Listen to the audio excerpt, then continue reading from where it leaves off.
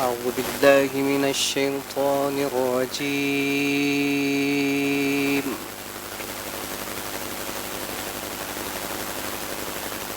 بسم الله الرحمن الرحيم.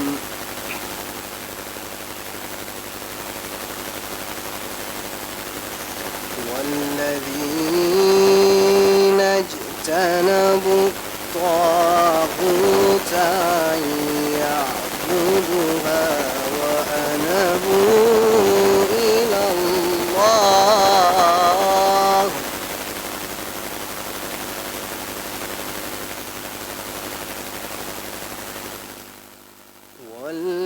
والذين اجتنبوا الطاغوت أن يعبدوها وأنابوا إلى الله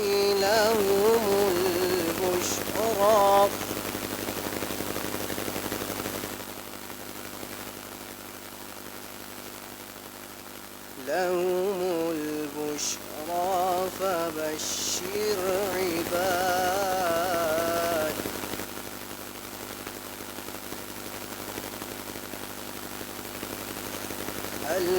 الذين يستمعون القول فيتبعون أحسنه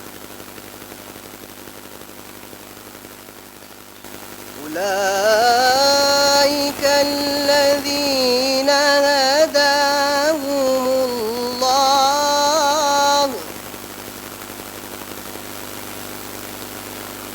أولئك الذين هداهم الله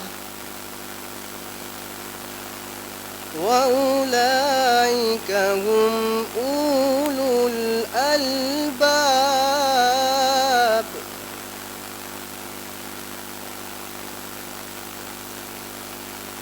أفمن حق عليه كلمة العذاب أفأنت تنقذ من في النار.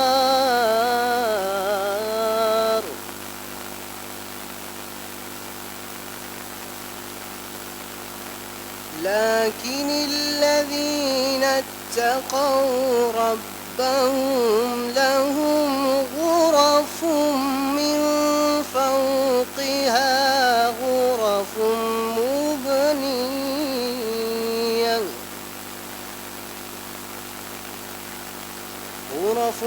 مبنية تجري من تحتها الأنهار. وعد الله لا يخلف الله الميعاد.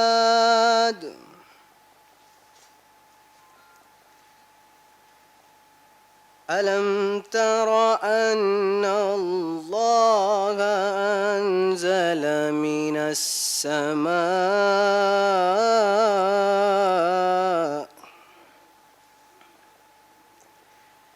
ماء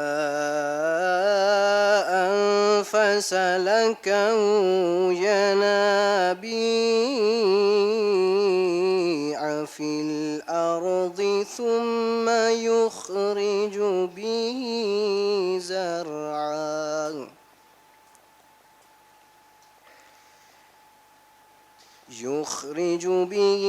زرعا مختلفا ألوانه ثم يهيج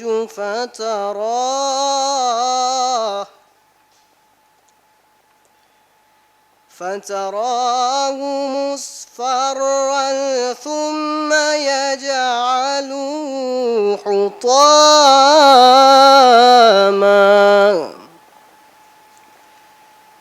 إن في ذلك لذكرى لأولي الألباب.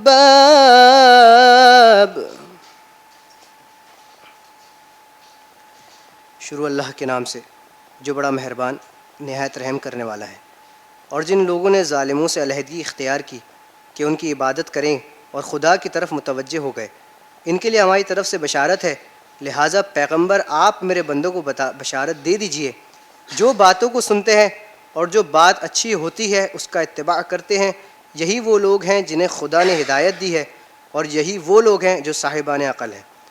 क्या जिस शख्स पर कलमा अज़ाब साबित हो जाए और क्या जो शख्स जहन्नुम में चला ही जाए आप उसे निकाल सकते हैं? अलबत्ता जिन लोगों ने अपने परवरदिगार का खौफ पैदा किया उनके लिए जन्नत के गुरफ़े हैं और उनके गुरफ़ों पर मज़ीद गुरफ़े हैं जिनके नीचे नहरें जारी होंगी। ये खुदा का वादा है और खुदा अपने वादे के ख़िलाफ़ नहीं करता। क्या तुमने नहीं देखा कि खुदा ने आसमान से पानी नाजिल किया है, फिर उसे मुख्तलिफ़ चश्मों में जारी कर दिया, फिर उसके ज़रिए मुख्तलिफ़ रंग की ज़राअत पैदा करता है, फिर वो खेती सूख जाती है तो उसे ज़र्द रंग में देखते हो, फिर उसे भूसा बना देता है। इन तमाम बातों में साहिबान अक़ल के लिए याद दहानी और नसीहत का सामान पाया जाता है। सदक़ल्लाहुल अलीयुल अज़ीम। सलवात।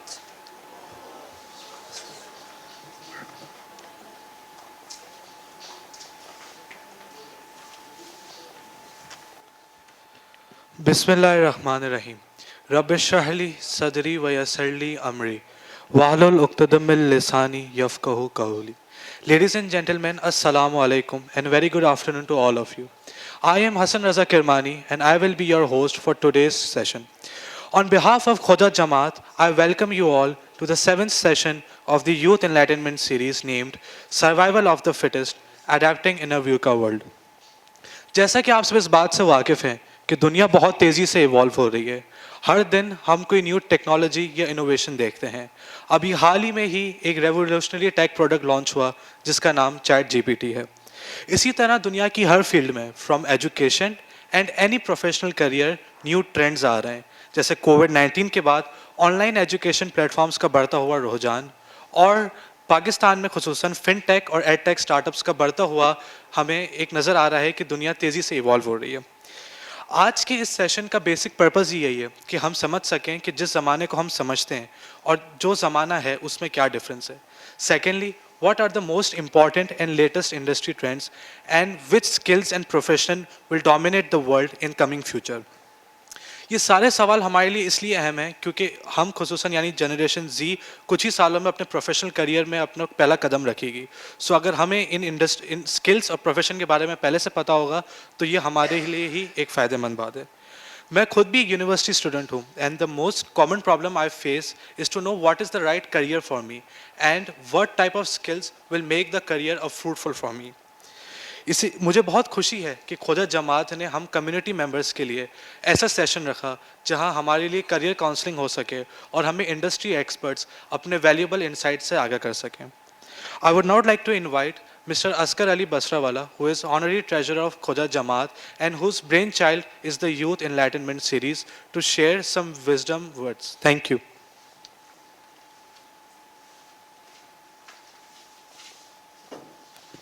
Assalamu alaikum everyone. I welcome you all to this 7th session of our Youth Enlightenment series. The main objective was series to bridge the gap, firstly to bridge the gap between esteemed industry professionals from our community and our youth.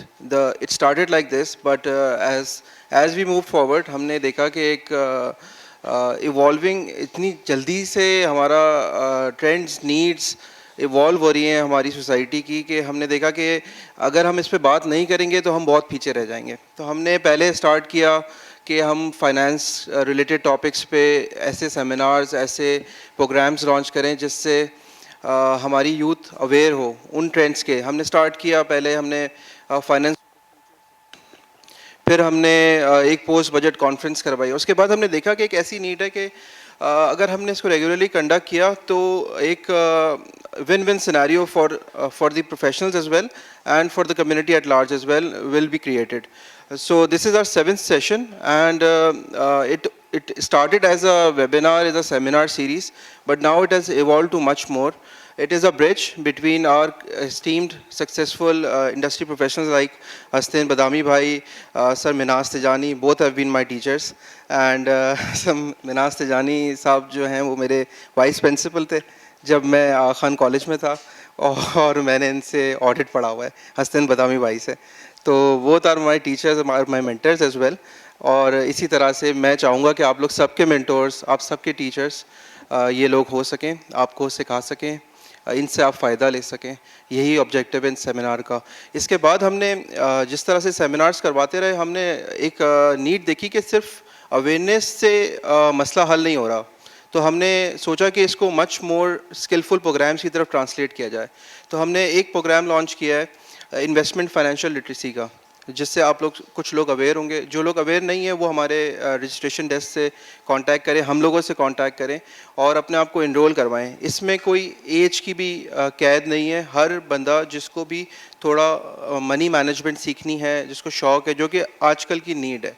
आप successful business या successful career नहीं बना सकते जब तक आप aware नहीं है how many works.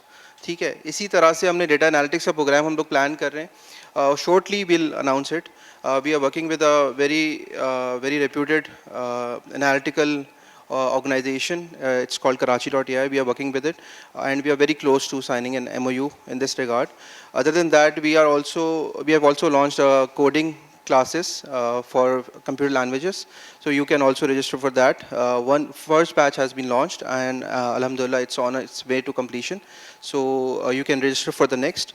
Khoja Jamaat will sponsor all of those students who are willing and who wants to get themselves sponsored. So that would be all. I would give stage to Hassan Badami Saab. Please. Thank you. अस्सलाम वालेकुम। चलें, ज़बरदस्त। देखें, दो तरीके होते हैं session होने के। अच्छा, ये तस्वीर आप बेशक बाद में या एंड में कर दीजिएगा, ठीक है। दो तरीके होते हैं सेशन करने के। एक होता है जो क्लासरूम, जो कन्वेंशनल क्लासरूम होती है कि आप वहाँ पे खड़े होते हैं और आप लोग यहाँ बैठे होते हैं और सेशन हो रहा होता है, एक वन वे कम्युनिकेशन। या मजलिस में ऐसे होता है आमतौर पे, सवाल पूछने की इजाज़त होती है आपको? नहीं होती ना भाई, मतलब फॉर्मेट नहीं होता उसका, ठीक है। आप पूछ सकते हैं शायद बाद में, लेकिन फॉर्मेट नहीं होता। दूसरा तरीका होता है कि आप टू वे कम्युनिकेशन करते हैं। आप भी बात करते हैं, हम भी बात करते हैं, क्योंकि सीखने का सिर्फ हक सिर्फ आपके पास तो नहीं, मेरे पास भी है, तो हम दोनों सीखेंगे दूसरे से। ठीक है जी, चलें स्टार्ट करते हैं। काफ़ी अच्छी बात की, काफ़ी सारी चेंजेस आ रही हैं, तब्दीली आ रही है दुनिया में और ज़िंदगी में। चेंज के बारे में एक बड़ा अच्छा, before we begin, a very interesting experiment, एक स्टोरी। कुछ दहाइयों पहले एक साइंटिस्ट ने क्या किया कि एक पानी के बर्तन में नीचे आग लगाई, चूल्हे पर रखा और उसके अंदर उसने देखने की कोशिश की कि लोग किस तरीके से रिस्पॉन्ड करते हैं चेंज की तरफ, या जानवर या हैवानात या इंसान। तो उसने जानने की कोशिश की। तो उसने उस पानी के नीचे जो है चूल्हा जलाया और काफ़ी अर्से तक पानी को गर्म होने दिया, बॉइलिंग पॉइंट पे वो आ गया। तो उसके बाद उसने क्या किया कि मेंढक को उसमें फेंक दिया। तो जैसे ही मेंढक को फेंका तो मेंढक का रिएक्शन क्या होगा आपके नज़दीक? What do you think? चल के बाहर आएगा, नहीं आएगा? बिल्कुल आएगा बाहर। लेकिन उसने फिर एक और एक्सपेरिमेंट किया। उसने कहा कि यार, उसने पहले पानी रखा, चूल्हा जलाया और पानी को गर्म होने दिया और ठंडे पानी के अंदर ही मेंढक को डाल दिया। तो जब ठंडे पानी के अंदर उसने मेंढक को डाला और चूल्हा जलाया तो कुछ अरसे के बाद आहिस्ता आहिस्ता पानी का टेम्परेचर बढ़ा। तो टेम्परेचर के बढ़ने के बाद आपको क्या लगता है क्या हुआ होगा? किस पॉइंट इन टाइम पे जो है मेंढक बाहर आया होगा छल के? जब उसकी हीट फील होगी, ऐसा हुआ होगा? आप में से कितने लोग समझते हैं कि ऐसा हुआ होगा कि वो मेंढक जैसे ही उसको हीट फील होगी तो वो छल के बाहर निकलेगा? कितने लोग समझते हैं ऐसा? Raise your hand. सही से उठाएं, मतलब शर्माने की बात नहीं है कोई। आप समझते हैं ऐसा? अच्छा, कितने लोग समझते हैं कि वो नहीं, बाहर नहीं निकलेगा?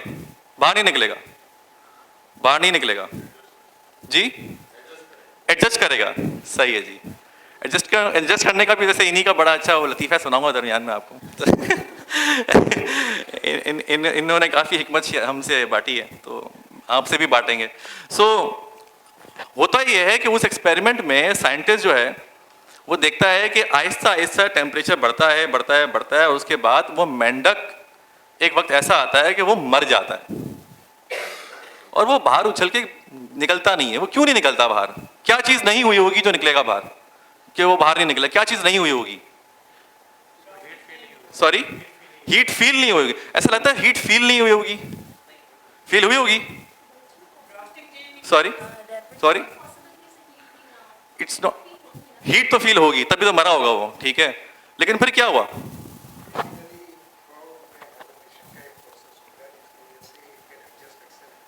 सही है, लेकिन वो एडजस्ट करने के बाद वो मर क्यों गया? बात सवाल तो ये है ना कि एडजस्ट तो उसने कर लिया, लेकिन मर क्यों गया? क्योंकि असल में हुआ ये कि मेंढक को सही मौके पे अंदाजा नहीं हुआ कि उसके आसपास एक खतरा है, और दूसरे अल्फाज में ये भी कह सकते हैं कि उसको महसूस ही नहीं हुआ, उसको फील ही नहीं हुआ, लेकिन खतरा था। क्या उससे खतरे के ना होने की आप उस कह सकते हैं कि वो खतरा नहीं था? खतरा तो था, उसको महसूस नहीं हुआ। तो जो चेंज होता है ना, आज जिस दौर में हम जी रहे हैं ना, ये सबसे स्लोएस्ट रेट है चेंज का, अगर आगे के मुकाबले में देखें तो। अगर आगे के मुकाबले में देखें, क्योंकि इससे आगे जो चेंज आने वाला है वो इससे कहीं ज्यादा तेज होगा। तो आज जिस जमाने में हम जी रहे हैं उसमें सबसे स्लोएस्ट रेट है चेंज का। ये चेंज कहाँ आ रहा है? ये चेंज दो जगहों पे आ रहा है एक तरह से। एक तो वो चेंज है जो कि हम में आ रहा है, इंसानों में आ रहा है, बिकॉज हम इंसानों की बात कर रहे हैं, हम जानवरों की बात को कर ही नहीं रहे, हम तो इंसानों की बात कर रहे हैं। तो मैं इंसानों की बात कर रहा हूं तो एक चेंज तो हम में आ रहा है। हम में आ रहा है कि नहीं आ रहा है? यस और नो? आप लोगों ने फील किया कि हम में एक चेंज आ रहा है, हम सोसाइटी में जो इंसान रह रहे हैं उसमें चेंज आ रहा है? यस और नो? एक चेंज ऐसा है जो कि इंसानों के बाहर जो इन्वायरमेंट उसमें आ रहा है। ये दो जगहों पे चेंज आ रहा है। तो पहले हम बात करेंगे कि चेंज कहाँ आ रहा है, यानी इंसानों के दरमियान में और इंसानों के बाहर। फिर हम बात करेंगे कि ये जो चेंज है ये हमें कैसे इफेक्ट कर रहा है। दूसरी बात हम ये करने वाले हैं आज। फिर हमने ये बात करनी है कि इसके लिए फिर हम हमारा आमतौर पर रिस्पॉन्स क्या होता है और हमें करना क्या चाहिए। तो पहली बात हम करते हैं कि ये चेंज हम में आ रहा है। देखिए यहाँ पे मेरे ख्याल में अगर मैं जरा बाइफिकेट करूँ, आप में से कितने लोग ऐसे हैं जिनकी उम्र 35 साल से नीचे है? सही है। कितने लोग ऐसे हैं जिनकी उम्र 35 साल से ऊपर है? ठीक है जी। अच्छा, अब ये सवाल सबके लिए।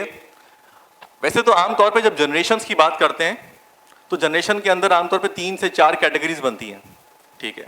लेकिन वो अमेरिकन पॉइंट ऑफ व्यू से होता है, क्योंकि उन्होंने वर्ल्ड वॉर देखी होती है, तो वहाँ पे एक डिफरेंट तरीके से जनरेशन्स क्लासीफाई होती हैं। वो हमारे कॉन्टेक्स्ट में इतना रेलिवेंट बनता नहीं है। हम एक मोटी मोटी 2 कैटेगरीज बना लेते हैं, पुरानी और नई पीढ़ी। तो हमारे पास दोनों मौजूद है, यस और नो? सही है जी। तो जब पुराने लोग, आमतौर पे जब आप मिलेंगे पुराने लोगों से मुराद पुराने लोग अच्छे भी हो सकते हैं, समझ लें। ऐसा नहीं कि पुराने लोग खराब होंगे, पुराना वर्ड से आप उस पर मत जाएं, ठीक है। तो जो पुरानी जनरेशन है, ये इससे पहले वाली जनरेशन ज़्यादा बेहतर अल्फाज है, ठीक है। जो पहले वाली जनरेशन है वो आमतौर पे क्या कहते हुए मिलती है, हम उसमें मतलब उसको नई जनरेशन से क्या मसाइल होते हैं आमतौर पे, यानी वो क्या समझते हैं, उनको वो किस चीज़ पे फ्रस्ट्रेट होते हैं? किससे? फास्ट हैं। तो हम बेसिकली ओल्ड जनरेशन और न्यू जनरेशन की बात कर रहे हैं जी। जल्दबाज होते हैं, बेसिकली जल्दबाज होते हैं ना, ठीक है जी। और सॉरी, टेक्नोलॉजी में काफी ज्यादा तेज होते हैं जो नई जनरेशन होती है। पुरानी जनरेशन आमतौर पे नहीं होता है, और जल्दी वो चीजें मान भी जाते हैं ना। अगर कोई बंदा कहता है भाई आप अगर इस पे क्लिक करेंगे तो आपको 1 लाख रुपए का फायदा होगा, या वहां पे, तो वो आमतौर पे करके फोन करके और उसके लिए 5,000 रुपए दे भी देते हैं कि भाई आप 5,000 रुपए दें तो आपको 1 लाख रुपए का फायदा हो जाएगा। तो वो आमतौर पर जल्दी चीजें, वो टैक्स से भी नहीं होते, वो टैक्स से ज्यादा, टेक्नोलॉजी से ज्यादा बहुत ज्यादा वो नहीं होते। अच्छा, कुछ 4 बातें हैं जो मैंने यहाँ पे लिखी है ताकि मैं जरा इसके बारे में हमारे ज़हन में वो प्रॉम्प्ट आ जाए कि हमने इन चीजों में सोचना है। फॉर एग्जाम्पल, पुरानी जनरेशन की और नई जनरेशन की सोशल वैल्यूज और फैमिली वैल्यूज में फर्क नजर आता है आपको, है कि नहीं? पुरानी जनरेशन आमतौर पे कैसी होती है कि वो किस चीज को वैल्यू करती है? रिस्पेक्ट को वैल्यू करती है। हाँ, वो कहते हैं भाई नई जनरेशन जो है ना, वो तो इज्जत ही नहीं करती यार, हमारे सामने सिगरेट पी लेते हैं यार, ऐसा होता है। हाँ, मतलब वो उठ के खड़े नहीं हुए, बात ही नहीं की, पूछा ही नहीं उन्होंने, तो सिलेक्शन ऑफ वर्ड्स, ये हाँ ठीक है, वो बिल्कुल सही। और उन लोग क्या सोचते हैं, तो इसके बारे में ज्यादा सोचते हैं पुरानी वाली जनरेशन। नई वाली जनरेशन बोलती है यार लोगों को क्या करना है यार, मतलब वो मैं अगर शादी में जाऊं नहीं जाऊं, मेरी वजह से थोड़ी को निकाह पढ़ाया जा रहा है कि मैं नहीं जाऊंगा तो मतलब वो निकाह ही नहीं होगा। भाई मेरे अपने काम है, उनके अपने काम है, ठीक है, सही। तो अच्छा, ये होता है आमतौर पर नई जनरेशन का प्लान। और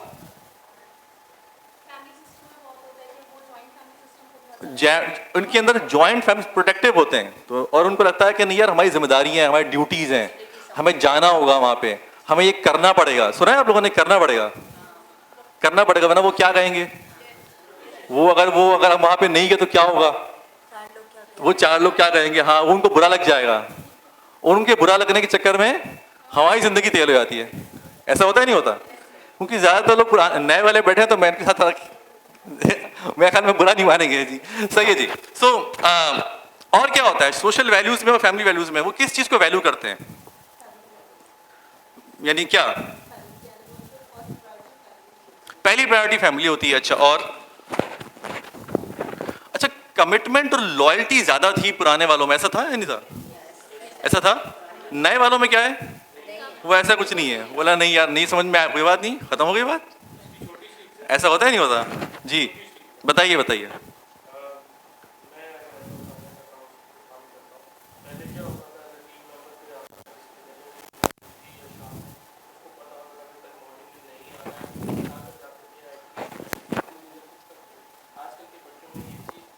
बताते या नहीं है?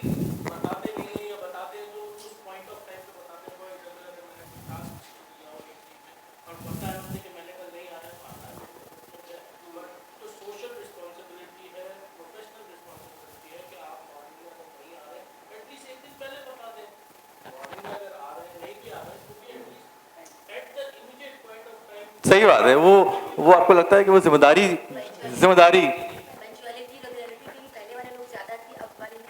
अब वाले नहीं है। क्लास आधा घंटा लेट गए, और क्या यार, सही बात है। और क्लास ऐसे चले जाओ, आपको तो मार्क्स चाहिए ना। मोबाइल सही। यूज कर रहे हैं। अब पहले में क्या रिस्पेक्ट टीचर के सामने। हाँ पुराने लोग हाँ। कभी भी क्लास में बैठे होते तो सोचते ही नहीं टीचर है। नए लोग बाहर बात करते करते निकल जाए, आप रोक भी सकते हैं इनको।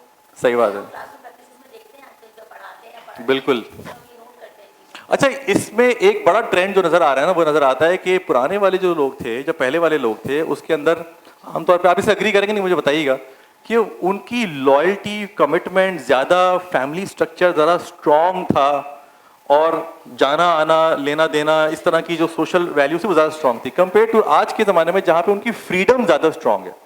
उनको लगता है कि नहीं यार, मुझे फ्रीडम चाहिए, मुझे आज़ादी चाहिए, मतलब मुझे अपनी भी मेरी एक इनफरादी हैसियत है, ठीक है, मुझे ये तो मेरे लिए ज़्यादा वैल्यू, आजकल की जनरेशन के लिए ज़्यादा वैल्यू करता है इंडिविजुअलिज्म, या उसका जो आज़ादी है, ये फ्रीडम है। बिल्कुल बिल्कुल। लाइफस्टाइल और बिहेवियर में क्या फर्क आ रहा है? लाइफस्टाइल और बिहेवियर में क्या फर्क आ रहा है? लोग अच्छा भी कंप्लेन भी कर लेते थे, आजकल अच्छा ही चाहिए, मोबाइल के बगैर गुजारा नहीं है, मतलब ये ज़रूरी लो टाइम। सही है। जैसे अब रोटी कपड़ा मकान एक दफ़ा हो तो उसका इंटरनेट, हाँ, रोटी कपड़ा मकान, वाईफाई और ये सब तमाम तरह चीज़ें सब जो सब एक साथ। हाँ बिल्कुल जैसे रिस्पेक्ट एलिमेंट कम है, सही। लैंग्वेजेस यूज हम देखते हैं बहुत, जी, टाइम को वैल्यू नहीं, लैंग्वेज चेंज हो गई है। आइसोलेशन में रहना ज़्यादा पसंद करते हैं, सोशल। हाँ वो बिल्कुल, मुझे मी टाइम चाहिए, मुझे अपना टाइम चाहिए भैया, मुझे ज़्यादा जो है ना वो नहीं करें, ठीक है जी। और इसके साथ साथ क्या होता है जी, लाइफस्टाइल और बिहेवियर के अंदर क्या फील करते हैं? जी जी बताएं। फटी हुई जीन्स वो एक्सेप्टेबल है, सही बात है। वो जानबूझ की फाड़ी है ना, मेरी मर्जी थी, उसमें क्या मसला है यार, किसी और ने थोड़ी फाड़ी है, मैंने फाड़ी है सही है ना, तो मैंने अपनी मर्जी से पहनी है, सही है। तो ये आमतौर पे आपको एक जनरल ट्रेंड नजर आएगा पुरानी जनरेशन में और नई जनरेशन में, सही है। फिर काम, अगर जितने कितने लोग काम करते हैं, वर्क प्लेस में है, काम कर रहे हैं जी, वर्क प्लेस के अंदर आपको इस जनरेशन के अंदर नजर आता है फर्क? उनकी प्रेफरेंस क्या होती है वर्क प्लेस में, यानी प्रोफेशनल, जब वो कोई जॉब ढूंढते, नौकरी करते हैं, आमतौर पे जो पुरानी जनरेशन के लोग हैं, उन्होंने अपनी जिंदगी जो है वो 1 या 2 इदारों में गुजार देते हैं, वो मैक्सिमम। ऐसा हुआ है, ऐसा होता है, तकरीबन निकाह हो जाता है वहाँ पर उनके साथ, कि वहाँ पे वो उससे फिर बाहर आना उनके लिए बहुत मुश्किल होता है। तो वो एक है जो उनके लिए जो वैल्यूएबल चीज़ होती है, वो क्या होती है? सिक्योरिटी। वो सिक्योरिटी को वैल्यू करते हैं, यार अगर मैं यहाँ से चला गया तो फिर क्या होगा, मेरा कंफर्ट जोन, मैं तो यहाँ पे बैठा हूँ, मुझे लोग इज्जत करते हैं, तो फिर क्या होगा। तो वो आमतौर पे सिक्योरिटी को वैल्यू करते हैं, और कमिटमेंट, जैसे वही कमिटमेंट और सिक्योरिटी और एक जगह पे रह के एक कंफर्ट लेवल के अंदर, जो नई जनरेशन है वो बोलती है उसके अंदर लॉयल्टी की कमी है। वो कहती है नहीं यार, मेरा कोई मतलब हबीब बैंक मेरा भी तो है, ये तो ज़रूरी नहीं है ना भाई, सही है। तो वो पुरानी एड्स भी आपको वैसी नजर आती थी। अब जो एड है वो ये है कि भाई फॉर एग्जांपल जैसे चाहो जियो, आप अगर देखो बहुत सारी एड्स, उसके अंदर भी आपको बिहेवियर शिफ्ट नजर आता है, सही है। पहले डालडा जो थी ना, वो डालडा ममता एक साथ, अब बोल रहे हैं डालडा और ममता क्या मतलब, अगर खवातीन है तो मतलब वही बच्चे पालेंगे क्या, मतलब ये तो आपने बायस ले रहे हैं। तो अब तो एड भी चेंज हो रही है ना उनके since I work with organization, तो वहाँ पे उनकी ब्रांडिंग स्ट्रेटजीज के अंदर ये तमाम तरह कॉन्वर्जेशन हो रही है कि भाई अब ये डालडा और ममता को क्यों आप अपने जो है वो खवातीन जो है आप उनके साथ जोड़ रहे हैं इसको, सही है, सही है। तो भाई मर्द को भी हेल्प करनी चाहिए, उसके अंदर भी कुछ ना कुछ बप्ता होनी चाहिए ना भाई, सही है, तो वो भी शो करें। सो अब हमारे पास क्या है, काम के अंदर भी आपको नजर आता है कि बहुत सारे ट्रेंड्स चेंज हो रहे हैं, वर्क प्लेस में भी ट्रेंड्स चेंज हो रहे हैं, लोग एनवायरनमेंट को वैल्यू कर रहे हैं, माहौल को वैल्यू कर रहे हैं, इससे पहले आमतौर पे वर्क प्लेस के अंदर माहौल की बात नहीं होती थी, इन्वायरमेंट की बात नहीं होती थी, आज इन्वायरमेंट की बात हो रही है। इसके साथ साथ वर्क प्लेस में और क्या चेंज आ रहा है आप लोगों ने जो लोग काम आप जी 9 to 5 फ्लेक्सिबिलिटी, वो फ्रीडम चाहिए उनको, वो फ्लेक्सिबिलिटी नहीं मिलेगी, वो उसको ज़्यादा वैल्यू कर रहे हैं, बोले नहीं पैसे तो मैं कमा लूँगा। आप शायद जो यंग लड़के हैं, जो यंग लोग हैं, जो यंग बच्चे हैं आप जैसे, वो सोचते हैं कि भाई पैसे तो मैं कमा ही लूँगा यार, पैसे का क्या मसला है यार, ठीक है। मुझे तो असल में मुझे फ्लेक्सिबिलिटी चाहिए, मुझे फ्लेक्सिबिलिटी नहीं मिलेगी तो मैं वो जो चीज़ मुझे मेरे जहन में आती है जो मुझे करना है, मैं अपने आप को रेंट पे नहीं देने वाला, सही है। तो ये सारी जो सोचें हैं ये आपकी यंग जनरेशन के अंदर आ रही हैं। रिलीजियस आउटलुक में चेंज क्या आ रहा है, कोई आ रहा है चेंज, कोई फील किया आप लोगों ने चेंज कि रिलीजियस आउटलुक पुरानी जनरेशन का या पहली जनरेशन का या इस जनरेशन का क्या फ़र्क आ रहा है?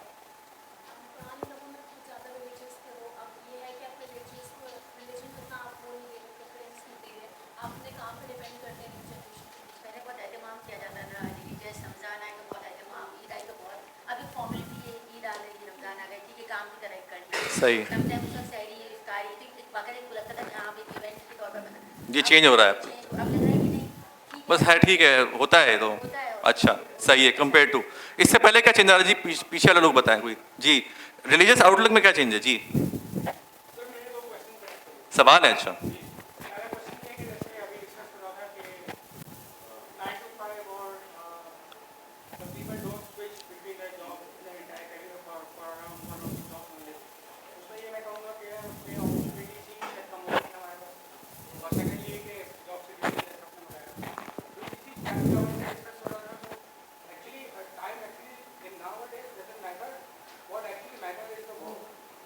सही बात है, बिल्कुल सही है, ये आजकल के ज़माने में होता है जी।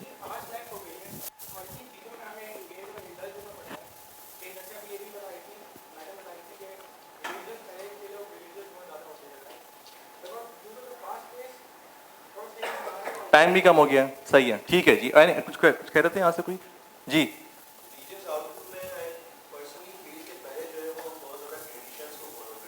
सही है, किसी चीज़ को ख़त्म होते हुए देखा है आपने या नोट किया किसी ने? किसी चीज़ को जो ख़त्म होते हुए नोट किया है कि अब वो चीज़ कम हो रही है, ख़त्म हो रही है, अब वो या अगली जनरेशन बनी नहीं रही है उस चीज़ के लिए जी? गुजराती चलो ठीक है, वो तो हमारी लैंग्वेज, वो हमारा अपना ज़ाती मसला हो गया है जी, फॉर्मेलिटी हो गई, अच्छा मोरालिटी का फुकदान हो गया, अकीदत कम हो गई है, सही है, सॉरी सही है,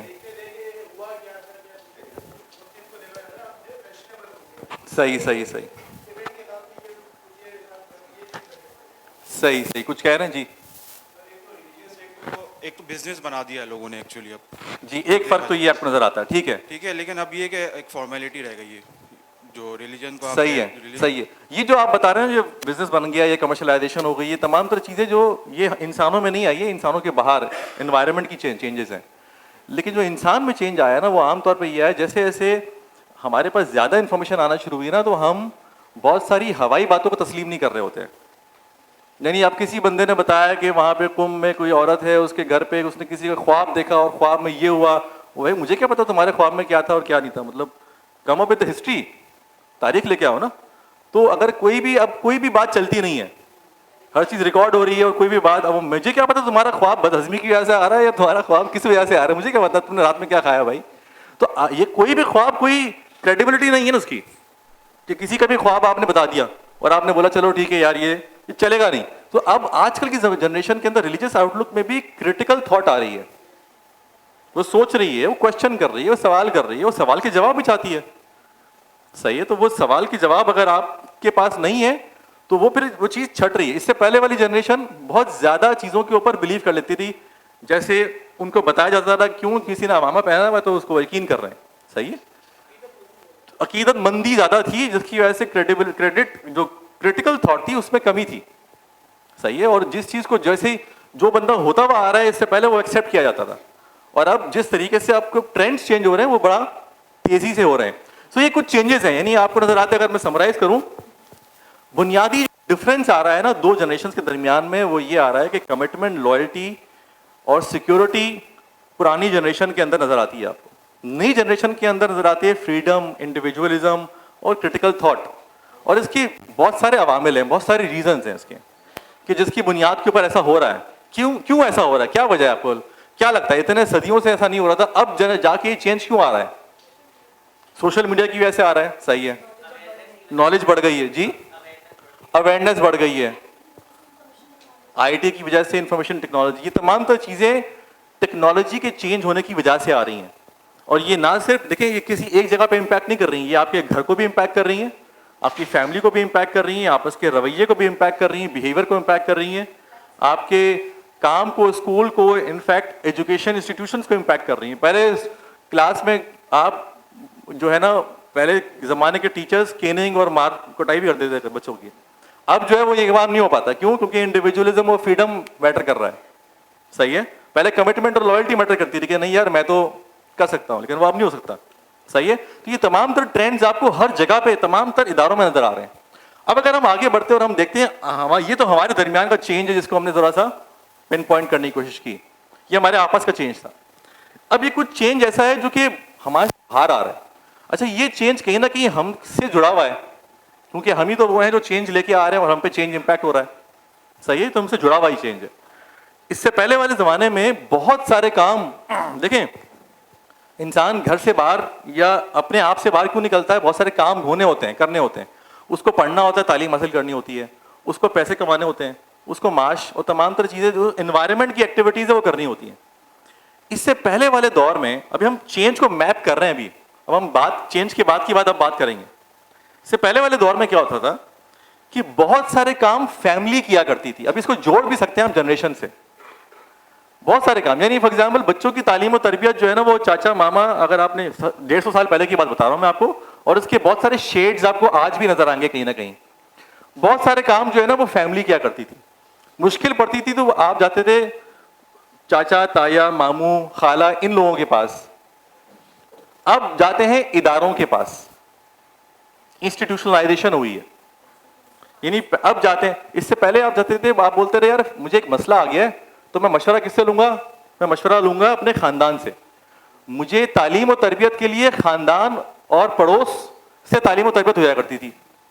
आपने बोला भाई मेरे पड़ोस में ऐसा बंदा है जो कि अच्छी अरबी बोलता है, मैंने उसको अरबी पढ़ाने के लिए मैंने उसको कर लिया, तालीम और तरबियत वहीं पे। आस पास के कहीं ना कहीं आपको बहुत सारी जो आपको कोई बीमारी होती थी तो वो बीमारी का हल भी कहीं ना कहीं जुबैदा अब्बा के टोटकों में मिलता था आपको, उसके लिए आप डॉक्टर के पास नहीं आते रहे। और घर में बहुत सारी आपने सुने होंगे शायद इस तरह के बहुत सारे टोटके, और घर की बहुत, तो पेट में दर्द है कुछ भी है, आप बीमारी आम तौर पे जो है ना वो घर में ही, फैमिली में और नेबरहुड के अंदर ही हल होती थी। पक्की खा लें आप, चलें, पक्की सुनी किसी ने? खाते हैं अभी भी? हाँ खाते हैं। तो ये क्या है, अगर आपको बीमार हैं तो फैमिली और नेबरहुड उसका हल निकालती थी पहले। अगर आपको तालीम चाहिए, फैमिली और नेबरहुड उसका हल निकालती थी पहले। ये पहले मेरी, अब इसमें बहुत ज्यादा ब्लर लाइंस हैं, लेकिन हम ट्रेंड नोट कर रहे हैं, हम रुझान देख रहे हैं क्या जा रहा है। इससे पहले के जमाने में अगर कोई फैसला करना है तो बड़ी दादी या बड़े दादा साहब आते थे, वो फैसला करते थे। अब कौन करेगा? कोर्ट में जाके फैसला होगा, ऐसे था।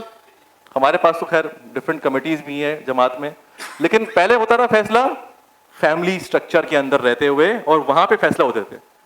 तो बहुत, और अगर आप देखें कबायली इलाकों में तो वहां पे जिरगा सिस्टम वगैरह भी चलता है, तो वहां पे जुडिशरी का जो मैकेनिज्म है वो कबायले कम्युनिटी, तो फैमिली कम्युनिटी, बहुत सारे रोल्स जो हमारे होते थे वो सारे ये कर लिया करते थे। और अब क्या होता है, अब इदारे बन गए। अब अगर आपको बच्चे पालने हैं तो दादी और दादा नहीं, अब डे केयर करेगा, इदारा बन गया है। अब अगर काम होना है तो कहां जाएगा? अस्पताल जाएंगे। अब ये फकी वाला सिस्टम, क्योंकि बिलीव भी नहीं करेंगे, अब लोग बोलेंगे यार पता नहीं यार ये कहां से आई बात, मतलब किसने बताया यार ये, तो अब वो बहुत सारी बातें बिलीव भी नहीं होंगी। अब अगर आपको फॉर एग्जाम्पल तालीम और तरबियत करनी तो आपके पास स्कूल्स बन गए, कॉलेजेस बन गए। ये जो इंस्टीट्यूशनलाइजेशन हुई ना, इदारा साजी हुई जिसको आप कहते हैं, इदारा साजी के नतीजे में प्रोफेशंस बने, क्योंकि अब एक्सपर्ट्स चाहिए आपको। अब आपको डॉक्टर्स चाहिए, इंजीनियर्स चाहिए, लॉयर्स चाहिए, अकाउंटेंट्स चाहिए। अब ये आमतौर पे ये आसपास के मशवरों से काम चलेगा नहीं, आपको प्रॉपर कंसल्टेंट्स चाहिए। तो ये जो इदारा साजी हुई, इंस्टीट्यूशनलाइजेशन हुई, इसके नतीजे में बने प्रोफेशंस। ये प्रोफेशंस अभी की कहानी है, प्रोफेशनल्स अभी की कहानी है, 100-150 साल पहले की कहानी है हमारे यहाँ। अच्छा, ये जो आपको बहुत तेज डिफरेंस नजर आएगा ना, ये नजर आएगा वेस्टर्न वर्ल्ड में। यहाँ पर तो फिर भी फैमिली और इंस्टीट्यूशंस जो है ना वो बड़े स्ट्रांग चल रहे हैं, लेकिन वहां पे आपको नजर आएगा बिल्कुल क्लियर। वहां पे भाई अगर किसी की फौतगी हो गई है तो स्टेट का इदारा आएगा, वो उठाएगा, जनाजा वनाजा करने के लिए फैमिली नहीं आती। यानी बहुत क्लियर लाइन ड्रॉ हो गई है वहां पे। तो ये रुझान की बात कर रहा हूं मैं, इसमें हाँ नहीं सही और रजामंदी मेरी इसमें कोई बात नहीं कर रहा हूं, मैं सिर्फ बता रहा हूं कि रुझान ही जा रहा है। अब ये जो ट्रेंड है इसके नतीजे में क्या हुआ, प्रोफेशनल्स बनना शुरू हुए। प्रोफेशनल्स क्या होते हैं, प्रोफेशनल्स के पास एक खास सेट ऑफ स्किल्स और एक्सपर्टीज डेवलप होती है और वो उन्होंने अपने इदारे बनाना शुरू कर दिया। वही चलो हम अकाउंटेंट्स का इदारा बन गया ICAP। हमने बोला हम सारे मेंबर्स हैं, हम बताएंगे किसको अकाउंटिंग आती है।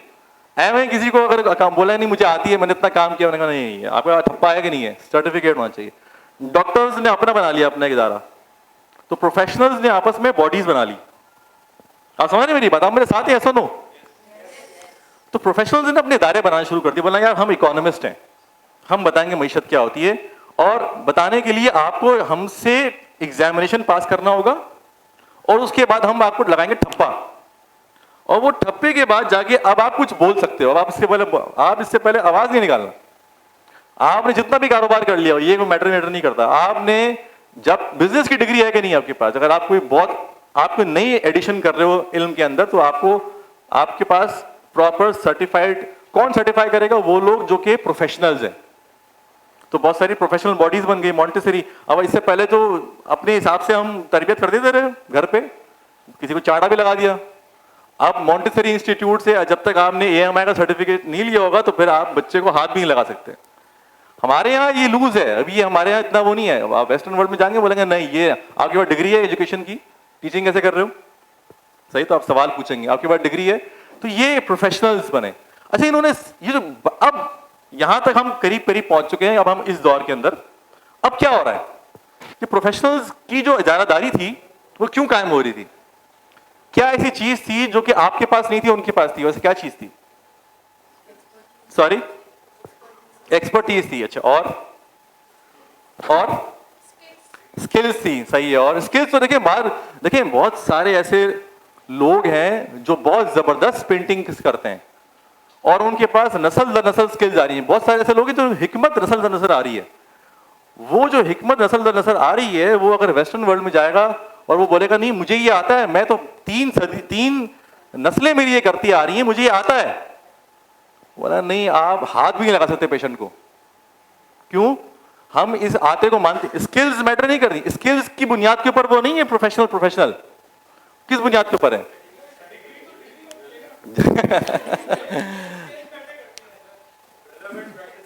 रेलिवेंट प्रैक्टिसिंग लाइसेंस जी, और एक बिल्कुल एक सिस्टम के तहत नॉलेज उनके पास थी। अच्छा, वो इसके बारे में बोले भाई आप हमें सिखा दो, नहीं आपको सर्टिफिकेट पेमेंट करोगे, सर्टिफिकेट मिलेगा, टेस्ट दोगे, उसके बाद ठप्पा लगेगा, तब जाके आप करोगे। इन्वेस्टमेंट करनी पड़ेगी ना आपको ये। तो स्कूल्स, कॉलेजेस, यूनिवर्सिटीज ने अपने पास तो हर प्रोफेशनल बॉडी ने, प्रोफेशंस ने क्या किया, उनके पास नॉलेज को सेफगार्ड किया। बोला ये हमारी खास नॉलेज है। टैक्स कंसल्टेंट के पास जाएंगे आप बोलेंगे भाई नहीं ऐसे थोड़ी होता है यार, इसकी प्रॉपर एडवाइस होगी। तो हॉस्पिटल के पास, डॉक्टर के पास जाएंगे, बोलेंगे यार हालांकि बड़ी सादी बात है, बोला नहीं, उसको थोड़ा सा घुमाएगा और घुमा के आपको बताएगा पूरा, और उसके बाद जाके बोलेगा भाई ये मैं हमारे कंपनी में क्या हुआ कि एक लीन सिक्स सिग्मा, मुझे नहीं पता आप लोग जानते हैं, एक टेक्नोलॉजी होती है जो मैन्युफैक्चरिंग में अंदर एफिशिएंसी लेके आती है मैन्युफैक्चरिंग, कि भाई ये चीज यहाँ होनी चाहिए ताकि कम टाइम के अंदर ज्यादा प्रोडक्शन हो सके। तो लीन सिक्स सिग्मा की हमारी ट्रेनिंग हुई थी वहां पे। वो 5 दिन की ट्रेनिंग हुई, इतना जबरदस्त किस्म के टूल्स वगैरह उन्होंने सिखाए, मैथमेटिक्स के टूल सिखाए, स्टैट्स के टूल सिखाए कि ऐसे ऐसे आप प्रोसेस को मेजर करें और उसके बाद फिर आप उसको इम्प्रूव करें, तो ऐसे पता लगेगा आपको। तो इतनी बड़ी 40 घंटे की ट्रेनिंग हुई। फिर हमने प्रोजेक्ट किया। अच्छा, सारे जो लोग बैठे हुए थे, प्रोडक्शन के, सेल्स के, ऑपरेशंस के, सारे जो लोग बैठे हुए थे, और तो उन लोगों ने प्रोजेक्ट्स किए, प्रोजेक्ट करके वो तमाम टूल्स अप्लाई किए, उसके बाद जाके उन्होंने बताया कि हमने इतनी सेविंग की है इस प्रोजेक्ट के नतीजे में। तो वो हुआ ये कि हमने उनसे पूछा भाई आपने इतना बड़ा प्रोजेक्ट आप मतलब हम सबको पता था हमें करना क्या है, हम तो 15-15 साल से ये काम कर रहे हैं, हमें तो पता था करना क्या है। तो बोला यार आपकी वजह से हुआ ये कि अब हमें 2 हफ्ते और लगाने पड़े पूरे सारे टूल्स को अप्लाई करके, फिर हमने किया। बोला यार तो आपका फायदा क्या हुआ? मोटरोला की पूरी टीम आई हुई थी, आपका फायदा क्या हुआ? तो वहां पे जो ट्रेनर आया था उसने कहा कि यार देखो होता ही है, उसने खैर अपने आप का मजाक भी किया, उसने बड़ी अच्छी मिसाल दी। उसने कहा यार देखो आप एक काम करो, आप जो है ना आप सोचो कि आपको शुतुरमुर्ग पकड़ना है, शुतुरमुर्ग आपको पकड़ना है। अच्छा उसको कैसे पकड़ोगे, ये आपका ऑब्जेक्टिव है। वो ऐसे पकड़ो कि आप एक काम करो, मैं आपको बताऊं तरीका, मोमबत्ती लो उसके शुतुरमुर्ग के ऊपर रख दो, मोमबत्ती आपने उसके ऊपर रख दी, फिर आप माचिस लेकर उसको जलाओ। मोमबत्ती जैसे उसकी मोम गिरेगी, आहिस्ता आहिस्ता गिरेगी तो आहिस्ता आहिस्ता उसकी आंख में आएगी, और जैसे ही उसकी आंख में आएगी उसको पकड़ लेना, आप उसकी आंख बंद होगी उसको आप पकड़ लेना। बोला यार ये आप इतनी आपने कहानी साइंस की, जब मैं मोमबत्ती रख रहा था, जब मैं माचिस जला रहा था, जब मैं उसके इतने करीब था, मुझे पकड़ने देते उसको। बोला ये तो भाई बात ये फिर तरीका तो नहीं हुआ ना यार, असल तो चीज तरीका है। तो बात ये है कि प्रोफेशनल्स ने ना अपने तरीके बनाए। अच्छा फिर मैं इसमें बहुत सारा एग्जैजरेट भी कहीं ना कहीं कर रहा हूँ, वो आप लोग समझ रहे होंगे, लेकिन ये उसकी एक रियलिटी भी है। तो प्रोफेशनल्स के दौर में क्या हुआ, फिर बस ये आ गया मेरे ख्याल में इंस्टीट्यूशंस की एज आई, उसके बाद जो थर्ड एज अब आई है ना, दैट इज नॉलेज। अब प्रोफेशनल्स के हाथ में लॉयर्स, अकाउंटेंट्स और डॉक्टर्स और एजुकेशनिस्ट, इन लोगों के हाथ में जो नॉलेज थी जिसको वो सेफगार्ड करके बैठे हुए थे, अब वो उनके हाथ से निकल रही है। अब नॉलेज डेमोक्रेटाइज हो गई है। अब अगर किसी को पढ़ना है तो उसको पढ़ने के लिए वो उस इदारे से पढ़ने की जरूरत नहीं है, बहुत सारी स्किल्स हैं जो आप हासिल कर सकते हैं, जो कि एक्चुअली अब बुनियादी तौर पे क्या हो रहा है कि इंस्टीट्यूशंस ने अपने पास नॉलेज को अपने पास हॉस्टाइल कर लिया, ठीक है, वो वहां पे कैद हो गई थी। अब नए जमाने के अंदर क्या हो रहा है कि अब वहां पे नॉलेज उसकी कैद से आजाद हो रही है, अब उनके हाथ से रेत निकल रही है। तो अब क्या हो गया, अब गूगल ने, माइक्रोसॉफ्ट ने कहा हमें डिग्री की जरूरत नहीं है, आपको अगर काम आता है तो आप हमें काम दिखाओ, हम आपको हायर कर लेंगे। अब उनकी तो हालत खराब हो गई, उन्होंने बोला यार ये तो सीन ही खराब हो गया, हम इतनी बड़ी महंगी PhDs रखे हुए, हमने डॉक्टर्स रखे हुए हैं, हमने इतने बड़ा सेटअप लगाया है, तो ये तो तालीम के लिए लगाया था, लोग आएंगे हमारे पास फीस देंगे, $50,000 देंगे, उसके बाद जाके हम डिग्री देंगे, तो उसके बाद जाके वो काम के लायक बनेंगे, वो तो पहले से काम के लायक बन रहे हैं। तो यूट्यूब ने, एडेक्स ने, कोर्सेरा ने, उन तमाम तर इदारों ने क्या किया कि जो इजारादारी इदारों ने कायम की हुई थी मुख्तलिफ जगहों के ऊपर, उस इजारादारी को लोगों के हाथ में दे दिया। तो पहले वो काम जो मोहल्ले में होते थे, मोहल्ले से निकल के चले गए इदारों में, अब वो इदारों से निकल के हर एक के हाथ में आ रहे हैं। अब मोहल्ले में नहीं है, क्योंकि मोहल्ले में भी मसला था, क्योंकि अब वो मोहल्ले में भी एक जरिए का बंदा था, वो एक्सप्लॉइट करता था। मोहल्ले के अंदर भी मुझे नहीं पता फक्की से काम होगा नहीं होगा, मुझे नहीं पता भाई वो तरबियत कैसे हो रही है, क्या हो रहा है। तो मोहल्ले की भी अपनी लिमिटेशंस थी। मोहल्ले से निकल के जब वो चली गई इदारों में, तो इदारों ने भी एक्सप्लॉइट किया। अब इदारों से निकल के दोबारा मेरे हाथ में आ चुकी है, मेरे स्मार्टफोन में। आप समझ रहे हैं क्या हो रहा है दुनिया में, जो चेंज आ रहा है वो कहां से कहां तक अब आपके इंडिविजुअल हाथ में आ चुका है। सही है, ये चेंज हमारे मुख्तलिफ अदवार में नजर आ रहा है। इसके नतीजे में स्ट्रक्चर्स चेंज हो रहे हैं, पावर स्ट्रक्चर्स चेंज हो रहे हैं। सही है, और उसको समझने के बाद अब आपको समझ, क्योंकि देखिए हमारी इनसिक्योरिटीज हैं, पता है क्या, हम लोग ये समझते हैं कि जब तक मैं डिग्री हासिल नहीं करूंगा वो वाली खास, तब तक मैं इस काबिल नहीं होऊंगा। ये हमारे पुराने पैटर्न्स हैं जिनको हम अभी तक फॉलो कर रहे हैं। वो पैटर्न्स जब तक टूटेंगे नहीं, जब तक आपको मालूम नहीं होगा कि हो क्या रहा है असल में, अब कहाँ पे हम दुनिया जा रही है, तब तक आप उस पैटर्न से ब्रेक नहीं कर पाएंगे। आपको यकीन नहीं आएगा कि नहीं यार वाकई में मैं तो अकेला रह जाऊंगा अगर मेरे पास एक खास तरह की डिग्री नहीं, मैंने मास्टर्स नहीं किया तो क्या होगा यार, ठीक है, या मैंने, तो ये बहुत बड़ा मसला है। सो नाउ टेक्नोलॉजी की हमने बात की, 3 बड़ी चेंजेस आ रही हैं टेक्नोलॉजी के अंदर। एक, एटमाइज हो रही हैं चीजें टूट रही हैं, ब्रेक डाउन हो रही हैं। अब अगर आपको एक काम करवाना है तो उस काम के लिए बहुत सारे, अगर स्लाइड डेक बनाना है तो उसकी अलग टूल आ गया है, अगर एनालिसिस करना है उसका अलग टूल आ गया है, अगर आपको आपस में बात करनी है उसका अलग टूल आ चुका है। तो हर एक डिफरेंट टूल्स के जरिए से आपके पास जो टेक्नोलॉजी आ रही है वो एटमाइज कर रही है, ब्रेक डाउन कर रही है कामों को। सही है, तो अब ये जो दूसरा हमारा है ऑटोमेशन, वो काम जो इससे पहले मैनुअली होता था, अब ऑटोमेट हो रहा है और उसके जरिए से तेजी से काम हो रहा है। तीसरा ऑगमेंटेशन, अब वो अच्छा प्रोफेशनल्स की जो प्रोफेशनल की ज़्यादारी है वो इस हिसाब से भी कम हो रही है क्योंकि अब जो मशीन्स आ रही हैं, अब एक बंदे के लिए 5000 डिफरेंट बीमारियों के बारे में जानना भी मुश्किल काम है, सही है। तो वो अब एक लाइफ टाइम में हो भी नहीं पाता, अब इतना नॉलेज आ चुका है। तो उसके लिए उसको चाहिए मशीन, वो मशीन उसके काम को ऑगमेंट करेगी, बढ़ाएगी, सही है। तो ये 3 जगहों पे जा रहा है, रूटीन टास्क और इसके बाद टेक्नोलॉजी। ये तो हम जानते हैं बात कि हमारे पास अब वाइडर एक्सेस आ चुका है, कॉम्प्लेक्स वर्क हो रहा है, मार्केट्स ओपन हो रही हैं और आज यहाँ पे बैठ के आप यूएस में और यूके में जो बड़ी बड़ी यूनिवर्सिटीज़ हैं उनका ऑनलाइन कंटेंट कंज्यूम कर सकते हैं। और उसके नतीजे में एक और काम ये भी हो रहा है कि अब कहीं ना कहीं कल्चरल एक्सचेंज बहुत स्ट्रांग तरीके से हो रहा है, सही है। तो अब आप ये नहीं कह सकते कि नहीं यार अगर मैं पाकिस्तान में रहूँगा तो मुझे तो पाकिस्तान में इसलिए रहना है क्योंकि बच्चों की तरबियत अच्छी हो जाएगी। अब आपके पास को पता ही नहीं कि आपको आपके बच्चों के साथ हो क्या रहा है, क्योंकि वही जो रिस्क इससे पहले कनाडा में था वो यहाँ पर भी है, ठीक है। जो मामलात क्योंकि ग्लोबली कनेक्टेड हो रहे हैं अब आप, तो अब आप बोलेंगे नहीं यार मैं यूएस इसलिए नहीं जा रहा हूँ मुझे मेरे बच्चों की तबीयत खराब हो जाएगी, तो अब यहाँ पर भी वो रिस्क हैं क्योंकि अब आपको पता ही नहीं है कि वो स्मार्टफोन में क्या हो रहा है।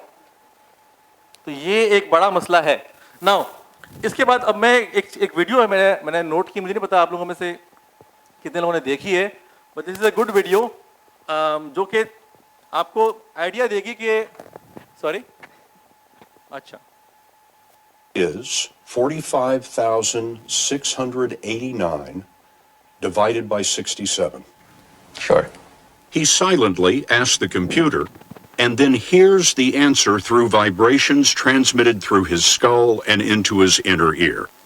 6, 8, 1.9, 2, 5. Exactly right. One more.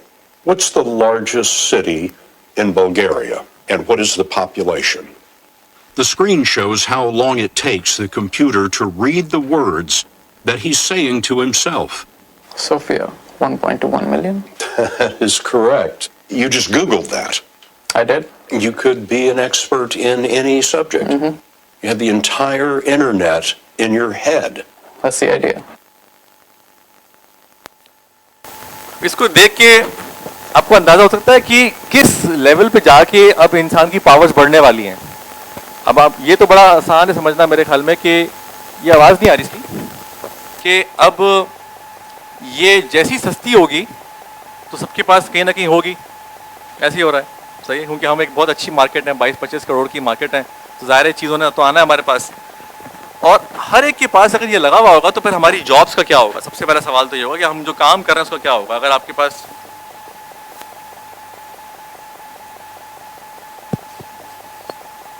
Hello so you can imagine, आप में से कितने लोगों ने जो है वो चैट जीपीटी यूज किया है अभी तक? Raise your hands. Chat GPT use किया है, सही है। या कितने लोगों ने नहीं किया? मैं ये भी जरा समझ में आ जाए, सही है, नहीं किया, सही है। सो अब वहां पे जिस तरीके से आप गूगल कर रहे थे, अब यहाँ पे आप बड़ी सोफिस्टिकेटेड लैंग्वेज के अंदर आपको तमाम तो रिजल्ट्स मिल रहे हैं, सही है। So the kind of technology we are going to face in the next 3 to 5 years, ये बहुत ज़्यादा तेजी से आपकी जॉब्स को चेंज करने वाला है।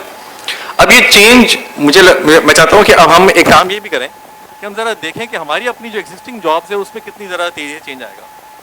तो हम एक काम ये कर लेते हैं कि एक विजुअलाइज कर लेते हैं कि अगले 5 सालों में आपने ये वीडियो भी थोड़ी सी देख ली, आप लोगों ने शायद चैट जीपीटी को भी एक्सपीरियंस कर लिया है, तो जरा खुद सोचें कि आप आज यानी आप में से कितने लोग फाइनेंस और अकाउंटिंग के लोग हैं? ज्यादातर लोग मुंशी हैं हमारी तरह। अच्छा, कितने लोग जो है वो बिजनेस कर रहे हैं? सॉरी, मुंशी तो नहीं है, मुंशी तो है। अच्छा, कहने पे, होने पे नहीं होगी, कहने पे होगी। अच्छा, सही है। तो कितने लोग बिजनेस कर रहे हैं? कितने लोग आईटी की फील्ड में कहीं ना कहीं है? आईटी 3-4 ही हैं। अच्छा, कितने लोग जो है वो मार्केटिंग वगैरह सेल्स की काम कर रहे हैं? सेल्स मार्केटिंग वगैरह कोई नहीं है? आप सही है, दो हो गए, अच्छा ठीक है। अच्छा मैं काम ये कर लेते हैं कि विजुलाइज करते हैं कि अगर 5 सालों में लेट सपोज चैट जीपीटी और इस तरह की टेक्नोलॉजीज हमारे वर्क एनवायरनमेंट के अंदर और बिजनेस के अंदर बहुत ज्यादा इंग्रेंड है। देखिए एम्प्लॉयर की जरा सोच समझें, एम्प्लॉयर जो होता है ना वो किसी को हमदर्दी में रखता नहीं जॉब पे, पहली बात तो ये। आप बोलेंगे नहीं यार मैं ऐसा थोड़ी वो सबको निकाल देगा, सबको निकाल देगा भाई, क्यों नहीं निकालेगा? क्यों नहीं निकाले? आप लोग कभी हमदर्दी में किसी से आलू टमाटर खरीदे हैं? मुझे बताओ, आप में से कितने लोग खरीदे हमदर्दी में आलू टमाटर? 2 से ज्यादा मरतबा जिंदगी में खरीदे आपने? भाई हमदर्दी में आपने बोला मैं खरीद लेता हूँ, भाई बंदे के टमाटर नहीं बिक रहे मैं खरीद लेता हूँ, ऐसा कभी हुआ है? नहीं हुआ ना। तो देखिए बिजनेस के लिए आप एक एक्सपेंस हैं, आप एक आलू टमाटर और इस तरह से एक्सपेंस की तरह से एक्सपेंस हैं आप, ठीक है। कोई भी आदमी उस वक्त एक्सपेंस नहीं करेगा जब उसको उससे बेनिफिट नहीं मिलेगा, उसको लगता है कि उससे सस्ती चीज़ मिल जाएगी। आप जो महंगी और सस्ती में से कौन सी खरीदेंगे? सस्ती। ये बात तय हुई। सस्ती चीज़ खरीदेंगे तो, और आपकी रिप्लेसमेंट में एक आदमी और एक मशीन अच्छे तरीके से काम कर रही है, तो भाई वो क्यों खरीदेगा हमदर्दी में? नहीं आपको नहीं हायर करेगा, पहली बात तो ये। अच्छा हम देख लेते हैं कि हमारे कौन कौन से काम ऐसे हैं जो हमारे चेंज हो जाएंगे। For example anybody would like to, आप में से कोई, जी आपकी क्या फील्ड है? आप आईटी में, ठीक है। आप क्या काम करते हैं आईटी में? बैक एंड डेवलपर है आप। अच्छा अब मैं अगर आपसे बोलूं कि आपके 3 से 4, हाँ ये माइक दे रहे हैं, 3 से 4 बड़े काम जो आप करते हैं दिन में या हफ्ते में, जो आप आजकल जॉब पे जाके करते हैं, वो कौन से हैं? जो कि कोई इशू आ जाए किसी बैकएंड पे, कोई सर्वर इशू आ जाए तो नहीं, आप क्या करते हैं उस इशू के मामले में? आप एक्चुअली एग्जैक्टली क्या करते हैं? आप कोई कोड लिखते हैं जिससे हेल्प होती है, या फिर आप उसको जवाब देते हैं, कोऑर्डिनेट करने, क्या होता है स्पेसिफिकली? कोडिंग से डीलिंग होती है। जैसे एक अकाउंटेंट होगा, वो क्या करेगा? एक अकाउंटेंट आमतौर पे एंट्रीज पास करेगा, वो उसके पास वाउचर आएगा, वो एंट्री पास करेगा, वो वेरीफाई करेगा, ये एक काम होता है, और वो एंटर करेगा। और एंटर करने के बाद हो सकता है हफ्ते में, महीने में कोई ना कोई स्टेटमेंट से वो मैच कर रहा हो, रिकनसाइल कर रहा हो, ये करेगा वो काम। उसके बाद हो सकता है किसी ना किसी चीज़ के लिए कोई ना कोई रिपोर्ट बनानी हो, तो वो रिपोर्ट बनाएगा। तो रिपोर्ट बना के वो किसी को देगा, देने का मतलब प्रेजेंट करेगा, तो बोलेगा भी वहाँ जाके। तो ये कुछ काम है ना जो आप करते हैं। सेल्स का बंदा होगा तो सेल्स का बंदा बैठा होगा, सामने वाला बंदा आएगा तो उसको वो इन्फॉर्मेशन देगा, ये एक काम हो गया। हो सकता है वो इन्फॉर्मेशन देने का बेहतर तरीका निकला है तो ये काम रिप्लेस हो गया। अब क्या होगा? वो इन्फॉर्मेशन के बारे में कुछ सवालात होंगे उसके, वो सवाल पूछेगा। ऐसा सेल्स के कितने लोग यहाँ पे? सेल्स कोई है? सेल्स कंसल्टेंट, एडवाइजर्स, ऐसे लोग हैं यहाँ पे? एक मिनट मैं जरा ये टूट जाएगी फिर कहानी, ठीक है? नहीं एक जी क्या कह रहे हैं? नहीं मैंने तो नहीं कहा, मैंने नहीं कहा। अभी आप खुद पता लग जाएगा आपको कि आपकी नौकरी कितनी जाने वाली है। देखें तो सेल्स का बंदा वो आएगा, इन्फॉर्मेशन लेगा, इन्फॉर्मेशन के बारे में कुछ सवालात होंगे कस्टमर के, तो सवालात के जवाब देने होंगे। अच्छा फिर सवाल के जवाब लेट सपोज मशीन ने कर दिए, ठीक है। आपने बोला यार इन्फॉर्मेशन भी मशीन से मिल गई, उसने वो कहीं पे लिखा, उसके पास इन्फॉर्मेशन आ गई, बॉट ने जवाब दे दिया, वो भी हो गया। तीसरा जो काम है वो क्या है? ट्रस्ट, क्योंकि इंसान से बात करता है तो उसको ट्रस्ट आता है, ठीक है। बहुत सारे लोग टैक्स फाइलिंग ऑनलाइन करने में हिचकिचाते हैं, काम हो जाएगा उसमें भी, लेकिन ट्रस्ट नहीं आता। तो ट्रस्ट भी चाहिए होता है, हाँ यार मैं किससे बात कर रहा हूँ।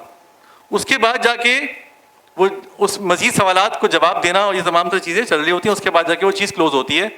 तो अब इसमें से अगर आप सोचें, मैं अगर आपको I just want you guys to think about it, कि आप अगर 4 से 5 अपने काम निकालें आप जो दिन में करते हैं, मैंने आपको मिसालें दी ना ब्रेक करके, तो 4 से 5 आप बड़े बड़े काम निकालें जो आप करते हैं, जो कि आपका 80-90% काम आपका यही होता है।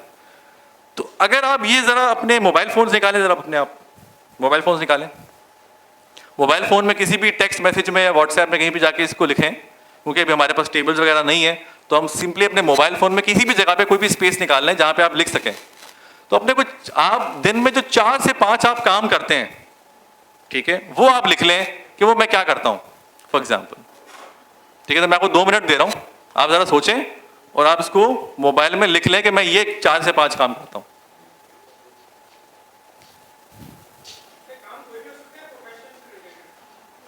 मतलब स्टॉक मार्केट चेक कर रहे हो वो काम नहीं होगा, ठीक है।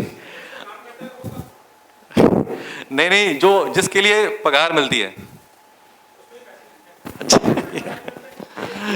जिसके लिए सैलरी मिलती है वो वाले काम जरा अपने 4 से 5 काम लिख लें जो कि आप समझते हैं कि आप दिन में करते हैं और जो कि आपका 80% वक्त आपके लिए आता है।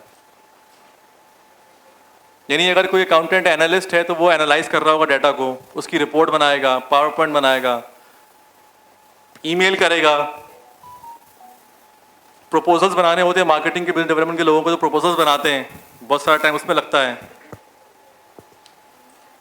सर एक जी सर हमने चैट जीपीटी का कहा जैसे, तो बेसिकली ये जो है आप टाइम की भी पहले बात हुई, टाइम जो है टाइम बहुत शॉर्ट हो गया एक्चुअली, तो ये जो है हमारी काफ़ी जो इसमें हेल्प करेगा, लेकिन ये कि आपका जो ब्रेन है ना आप उसको यूज़ नहीं कर पाओगे। सही बात है, रिस्क उसके साथ जुड़े हुए हैं, इसमें कोई शक नहीं है। ये वाला जरा क्विकली जरा ये कर लें फिर हम, अच्छा ये अगले 5 साल की बात हो रही है। अब आपने लिख लिए, कितने लोगों ने लिख लिए, यस और नो? लिख लिए, लिख लिए, 4-5 काम लिख लें बस, मोटे मोटे 4-5 काम लिख लिए, लिखिए, बाकी लोग भी लिख लें। जैसे कोई टीचर है तो वो क्या कर रहा होगा, टीचर जो है वो लेसन प्लान बनाता है, तो लेसन प्लानिंग करनी होती है तो उसको लिखना होता है, वर्ड फाइल बनानी होती है। फिर टीचर को पेरेंट्स के जवाब देने होते हैं कभी कभार महीने में 1-2 मरतबा, ठीक है। फिर टीचर को टीचिंग करनी होती है, पढ़ाना होता है, सही है। फिर बच्चों के जवाब देने होते हैं, सही है। तो ये जो 4-5 काम है जो आप करते हैं वो जरा लिख लें। आप लिख लिए?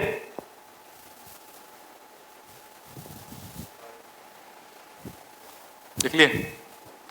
अच्छा कितने लोगों ने लिख लिए? सही है। अब इसी जो आपने 4-5 काम, थोड़ा सा आवाज स्लो हो जाएगी, कैसे हो गया? तो 4-5 काम जो आपने लिखे हैं उसके आगे ब्रैकेट में लिख लें कितने घंटे आपके या कितना % टाइम लगता है इसमें। 100 में से कितना % टाइम आपका इस काम में लगता है। मतलब या तो हफ्ता सोच लें या महीना सोच लें या दिन सोच लें। अगर आपका हर दिन एक ही काम होता है तो दिन सोच लें या 2 घंटे इसमें लगते हैं। अगर आपको लगता है कि नहीं यार महीना सोच लें कि महीने के 5 दिन इसमें लगते हैं मेरे तकरीबन, या महीने के 10 दिन इसमें लगते हैं, ठीक है।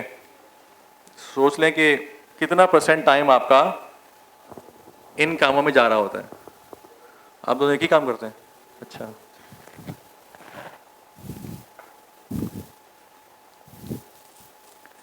कर लिया? हो गया?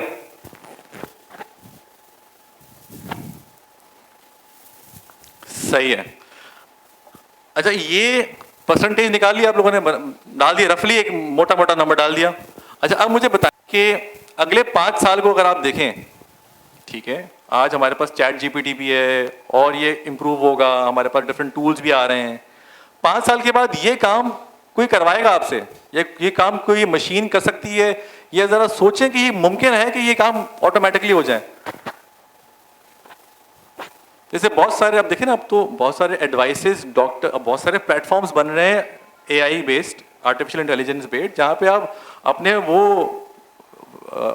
वो करा दी अपनी क्या कहते हैं एक्सरेज, वो आपने अपलोड किए, वहाँ बता देगा भाई ये मसला है, दवाई भी लिख के दे देगा, प्रिस्क्राइब कर देगा। तो जरूरत ही नहीं है जाके भाई जाएंगे, वो उसने वही लिख के देना है ना, ब्रूफिन। तो हम अगर उसने वही ब्रूफिन ही लिख के देनी है तो फिर वो तो हमें पता है, वो तो पहले से हम कर रहे थे तो ये काम। तो अब हमारे पास टेक्नोलॉजी बताएगी कि भाई ये चीज आपके पास आ गई है, सही है जी। तो अब आपने 5 साल के बाद जरा सोच लें कि भाई कौन कौन से ऐसे काम है जो कि रिप्लेस हो जाएंगे। सोच लें, जरा आइडेंटिफाई कर लें। कर लिया? कर लिया आप लोगों ने, यस और नो? कर लिया? अच्छा अब मैं एक काम ही कर लेता हूं, जरा हम सर्वे कर लेते हैं कि आप लोग एक अपने मोबाइल फोन में, आपके पास इंटरनेट है जी? kahoot.it जरा निकाल लें। kahoot.it जरा ब्राउजर पे लिखें, kahoot.it।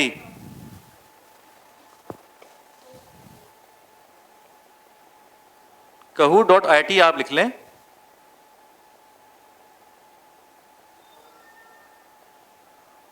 और अच्छा यहाँ पे अभी लोग आएंगे।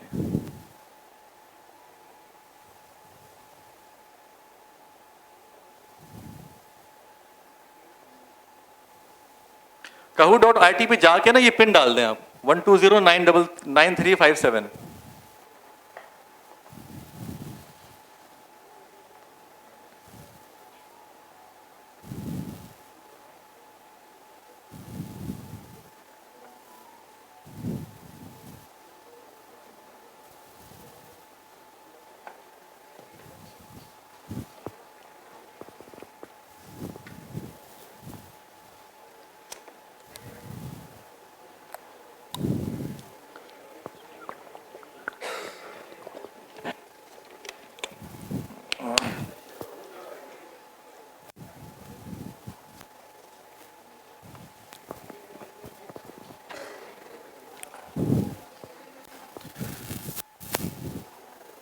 चलें जी, क्विकली 2 मिनट में स्टार्ट कर रहे हैं, आप लोग डाल दें अपने नाम।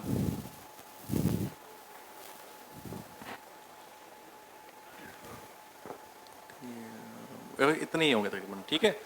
चलें स्टार्ट करते हैं। अच्छा, आप लोगों ने बताना है कि आप लोगों का आ गया, कोई बाकी है? अच्छा बाकी है, एक है।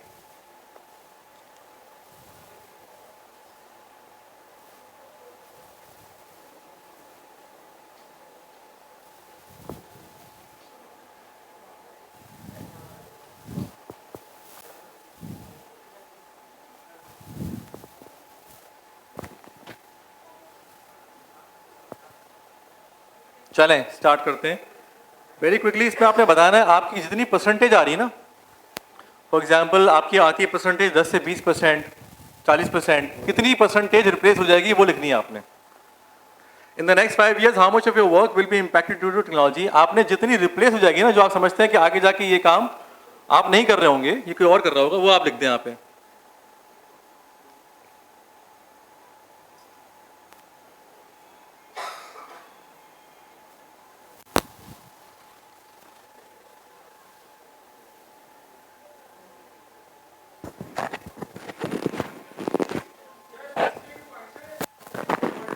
अपने आप के बारे में बात हो रही है भाई, आपके बारे में बात हो रही है। आपके वो काम जो आज कर रहे हो आप, वो अगले 5 साल में करते हुए दिखोगे या नहीं दिखोगे, ये बात होती है।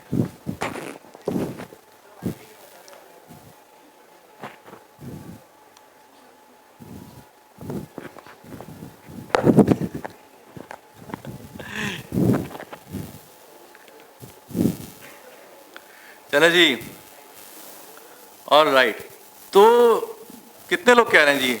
6 लोग कह रहे हैं, which is 16 लोग कह रहे हैं कि वो 10 से 20% उनका काम इम्पैक्ट होगा। ये अभी आप सोच रहे हैं, ठीक है, और आपकी सोच आज की डेट पे जाहिर है कि उसमें कहीं ना कहीं इम्पैक्ट हो। 45% लोग कह रहे हैं कि 20 से 40% काम जो आज वो कर रहे हैं वो अगले 5 सालों में करते हुए नहीं दिखेंगे। सही है। 40 to 60% लोग ये कह रहे हैं कि 24% लोग कह रहे हैं 40 to 60%, और 13% यानी एक बंदा कह रहा है चलो ठीक है नहीं सॉरी 5 लोग कह रहे हैं कि 60 to 100%, so which is massive. अब ये जो अब आप देखें ना, मैं हूँ तो मैं भी मुंशी, तो देखें अकाउंटिंग की लैंग्वेज में एक होता है कॉन्सेप्ट इम्पेयरमेंट का। सही होता ये है कि आपने लेट सपोज एक प्रॉपर्टी या कोई चीज़ खरीदी, आपने उस पर पैसे लगाए, आपने बोला भाई मैंने इस पर 10 करोड़ रुपए लगाए या 1 करोड़ रुपए मैंने अपनी स्किल्स के ऊपर लगाए। 4 साल की डिग्री की होगी ना आपने, उस पर आपने कोई 1 करोड़ रुपए लगा दिया आपने, ठीक है। 1 करोड़ रुपए आपने लगाया, वो स्किल आपकी अपनी बैलेंस शीट में आ रही होगी एसेट के तौर पर कि यार मैंने इतना खर्चा किया है, लम्स गया, IBA गया, CA गया, ICCA गया, इतने डॉलर्स में पाउंड में पे किया, वो आपकी बैलेंस शीट में आ रहा होगा एसेट के तौर पर कि यार ये मैंने इतना खर्चा किया, ये इतनी। तो आपने 1 करोड़ रुपए खर्च किया, ठीक है, और 1 करोड़ रुपए खर्च करने के बाद आपको लगा कि यार ये जो मैं खर्च कर रहा हूँ, पहले ज़माने में पहली जनरेशन जो थी वो समझती थी कि भाई ये तो ज़िंदगी भर के लिए अब चांद छूट गई, 40, 45, 60 ईयर्स जितने भी मेरे हैं वो मैंने उसी स्किल से गुजार देने। अब क्या है कि अब आपने वो जो 1 करोड़ रुपए खर्च करके आपकी बैलेंस शीट में वो मौजूद है, उसके ऊपर जो आपकी परसेंटेज है ना, उसके हिसाब से आप बोले भाई ये तो मैं राइट ऑफ कर रहा हूँ, ये तो मेरा अब ख़त्म हो गया। यानी ये वो काम है जो कि एक्चुअली आज की इस जॉब की बात कर रहे हैं। ज़ाहिर है आपकी स्किल्स बहुत जगह पे और इस्तेमाल हो सकती हैं होंगी, लेकिन आज की डेट के ऊपर आप 40% इम्पेयरमेंट निकाल लें, लॉस बुक कर लें आप, ये लॉस हो गया आपके एग्जिस्टिंग स्किल्स का। सही है भाई। तो इम्पेयरमेंट क्या होती है? इम्पेयरमेंट यही होती है ना कि आप बोलते हो कि यार ये चीज़ अब मेरे उस तरीके से काम में नहीं आएगी, ये आपने लॉस बुक करना। तो ये जो चेंज है जिसकी वजह से आज आपकी यानी it's a very real change.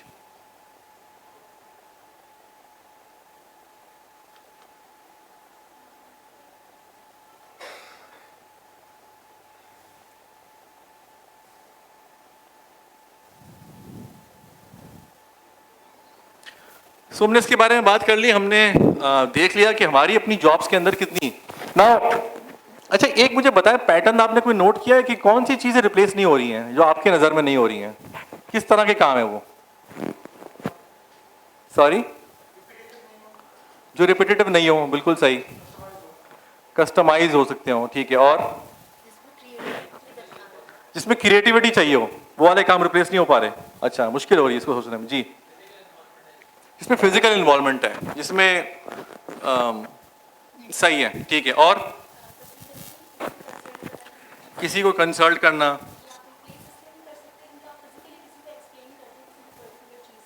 Explain तो कोई और भी कर देगा, मशीन भी कर। क्यों नहीं दे पाएगी? नहीं तो वो आपसे ज़्यादा सोच पाएगी वो, क्योंकि उसके पास तो बहुत बड़ा डाटा होगा ना। तो बेसिकली ह्यूमन एलिमेंट आपकी बात कर रहे हैं, जिसमें आप कह रहे हैं वो ट्रस्ट है, जो कंफर्ट आप देते हो एज ए ह्यूमन, तो ह्यूमन टू ह्यूमन जो आपका इंटरेक्शन होती है, वहां पे जाके कहीं ना कहीं रिप्लेसमेंट मुश्किल है। सही है। बाकी लोगों ने क्या फील किया, कौन किस तरह के एलिमेंट्स हैं जो कि रिप्लेस नहीं हो रहे हैं? जी, पॉलिसी मेकिंग का भी एंड वाला काम, जो इससे पहले का बहुत सारा काम होता है ना, एनालिसिस वाला, वो सारा रिप्लेस हो सकता होगा। जी, टूल बना रहे हैं, अच्छा सही है, गुड वन, सही है, बिल्कुल ठीक है। और मे भी आगे जाके, मुझे नहीं पता जी, डिसीजन मेकिंग, सही है। तो बहुत सारे ऐसे काम हैं जो कि अब देखिए, एक रिपोर्ट आई है वर्ल्ड इकोनॉमिक फोरम की कि 2025 तक 85 मिलियन जॉब्स जो होंगी वो चेंज होंगी। पीडब्ल्यूसी की रिपोर्ट है कि 50% स्किल्स आपको चेंज करनी पड़ेंगी बाय द एंड ऑफ 2030।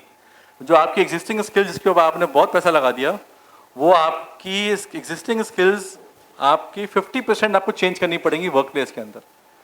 लेकिन जो 85 मिलियन जॉब्स नहीं रहेंगी, क्योंकि आप बहुत सारी जॉब, जैसे अब आपको नजर आता है जो बंदा न्यूज़पेपर आके फेंक रहा हो, नजर नहीं आता ना, डाकिया वगैरह नजर नहीं आते आमतौर पर इस तरह के, ठीक है। तो बहुत सारी चीज़ें आपको नजर आएंगे, सॉरी न्यूज़पेपर वाले। लेकिन 100 मिलियन जॉब्स जो है वो नई क्रिएट होंगी इस पूरे चेंज के नतीजे में। तो 85 मिलियन पुरानी तो चेंज होंगी, लेकिन नई भी आएंगी। जब भी कोई चेंज आता है ना, देखिए कुछ तरह के आपको नजर आएंगे इस तरह के लोग। आपको जब चेंज आएगा तो चेंज में सबसे पहले होते हैं कुछ ऐसे लोग जिसको आप बोलते हैं इनोवेटर्स होते हैं, जो पहले चेंज इनिशिएट करते हैं। और वो इनिशिएट जब आप वो जब इनिशिएट करते हैं, उनको लोग पागल बोलते हैं आमतौर पे। वो बोलते हैं यार ये तो हो ही नहीं सकता, ये तुम कर ही नहीं सकते। ये आमतौर पे आप लोगों ने इस तरह की बातें कभी सुनी है? जब आप कोई नया आइडिया लेके आते हैं तो बंदा बोलता है यार ये तो अजीब बातें कर रहे हो, यार तो हो ही नहीं सकता, यार इससे पहले हुआ ही नहीं है। तो सुना है कभी आप लोगों ने ऐसा हुआ है? तो इनोवेटर्स जो होते हैं वो आमतौर पर बिल्कुल एक नई चीज लेके आ रहे होते हैं, जो कि स्टेटस को से हटके होती है, यूनिक होती है, ठीक है जी। फिर आती है एक ऐसी कॉम जो हम में से है, इनोवेटर्स हो गई, ये सबसे कम होते हैं, आई एम श्योर, ये हम समझते हैं। फिर आती है अर्ली अडॉप्टर्स, तो चेंज को पहले अडॉप्ट करते हैं। ये वो लोग होते हैं जिनको बात जब देखते हैं तो उनको समझ आती है। ये वेट नहीं करते कि यार 15,000 लोग कर रहे होंगे तो मैं करूंगा। बोलते हैं यार जो चीज समझ में आ रही है, मतलब ये वो लोग हैं जो कि जिनके सामने अगर हक आ जाता है तो वो हक को तस्लीम कर लेते हैं। सही है। तो ये वो वाले लोग हैं जिनके सामने जब हज़रत मूसा ने वो सामने जब उन्होंने असा फेंका और वो जब अजदे को खा गया, तो अर्ली अडॉप्टर्स वहां पे थे मौजूद। उन्होंने बोला है भाई इसके बाद कोई दलील बनती नहीं है, अब ये बाकी लोग कर रहे हैं नहीं कर रहे हैं ये मैटर नहीं करता। या साहब कैफ वाले लोग हैं। सही है। तो ये वो लोग हैं जो कि अर्ली अडॉप्ट करते हैं। ये भी चंद ही होते हैं, 10-15%, 10%, ये आमतौर पर इतने ही निकलते हैं। फिर एक होते हैं अर्ली मेजॉरिटी। ये अर्ली मेजॉरिटी ये होती है जिनको कुछ ना कुछ वैलिडेशन चाहिए होती है बाकी लोगों से। बोलते हैं यार कम से कम इतने तो लोग कर रहे हो, ये तो बिल्कुल ही बावला था जो ये कर रहा है इनोवेटर्स। इसके बाद जो अब ये जो कम से कम थोड़े तो लोग कर रहे हो ना यार, मतलब। और ये मैंने फील किया जब हम लोगों ने जब स्टार्ट किया था ऑनलाइन एजुकेशन का, 2017-18 की बात है। 17-18 के अंदर ऑनलाइन एजुकेशन की स्पेस के अंदर 1 या 2 लोग थे, और हमने फिर स्टार्ट किया। हमने बोला यार हम स्टूडियो रिकॉर्डेड लेक्चर्स लेके आएंगे और स्टूडियो रिकॉर्डेड लेक्चर्स देंगे। अच्छा, उस जमाने में मैंने कोई 60-70 टीचर से बात की जो CCA के इंस्टीट्यूट के, तकरीबन सबकी जुबान से यही बात सुनने को मिली, भाई अगर हमने दे दिया तो हमारा क्या होगा। वही प्रोफेशनल्स, इदारा साजी, नॉलेज को अपने पास होर्डिंग करना, भाई हमने अगर दे दिया तो भाई हमारे पास कौन आएगा।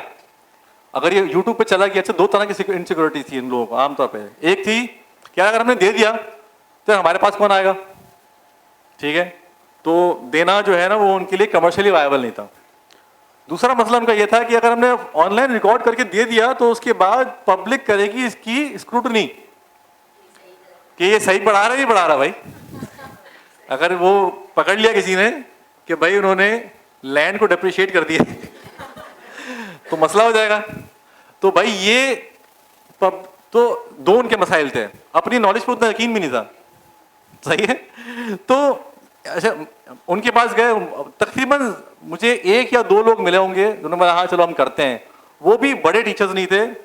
तो हमने वो स्टार्ट किया 2017-18 में। उसके बाद जाके कोविड आ गया 2020 में। अच्छा, हम 2 साल से तैयार बैठे हुए थे, तो बोला भाई कोई चीज़ आ जाए ऐसा नहीं, मतलब ऑफ कोर्स, लेकिन कोविड आया। तो कोविड के बाद जब कोविड आया तो सब पैनिक कर गए।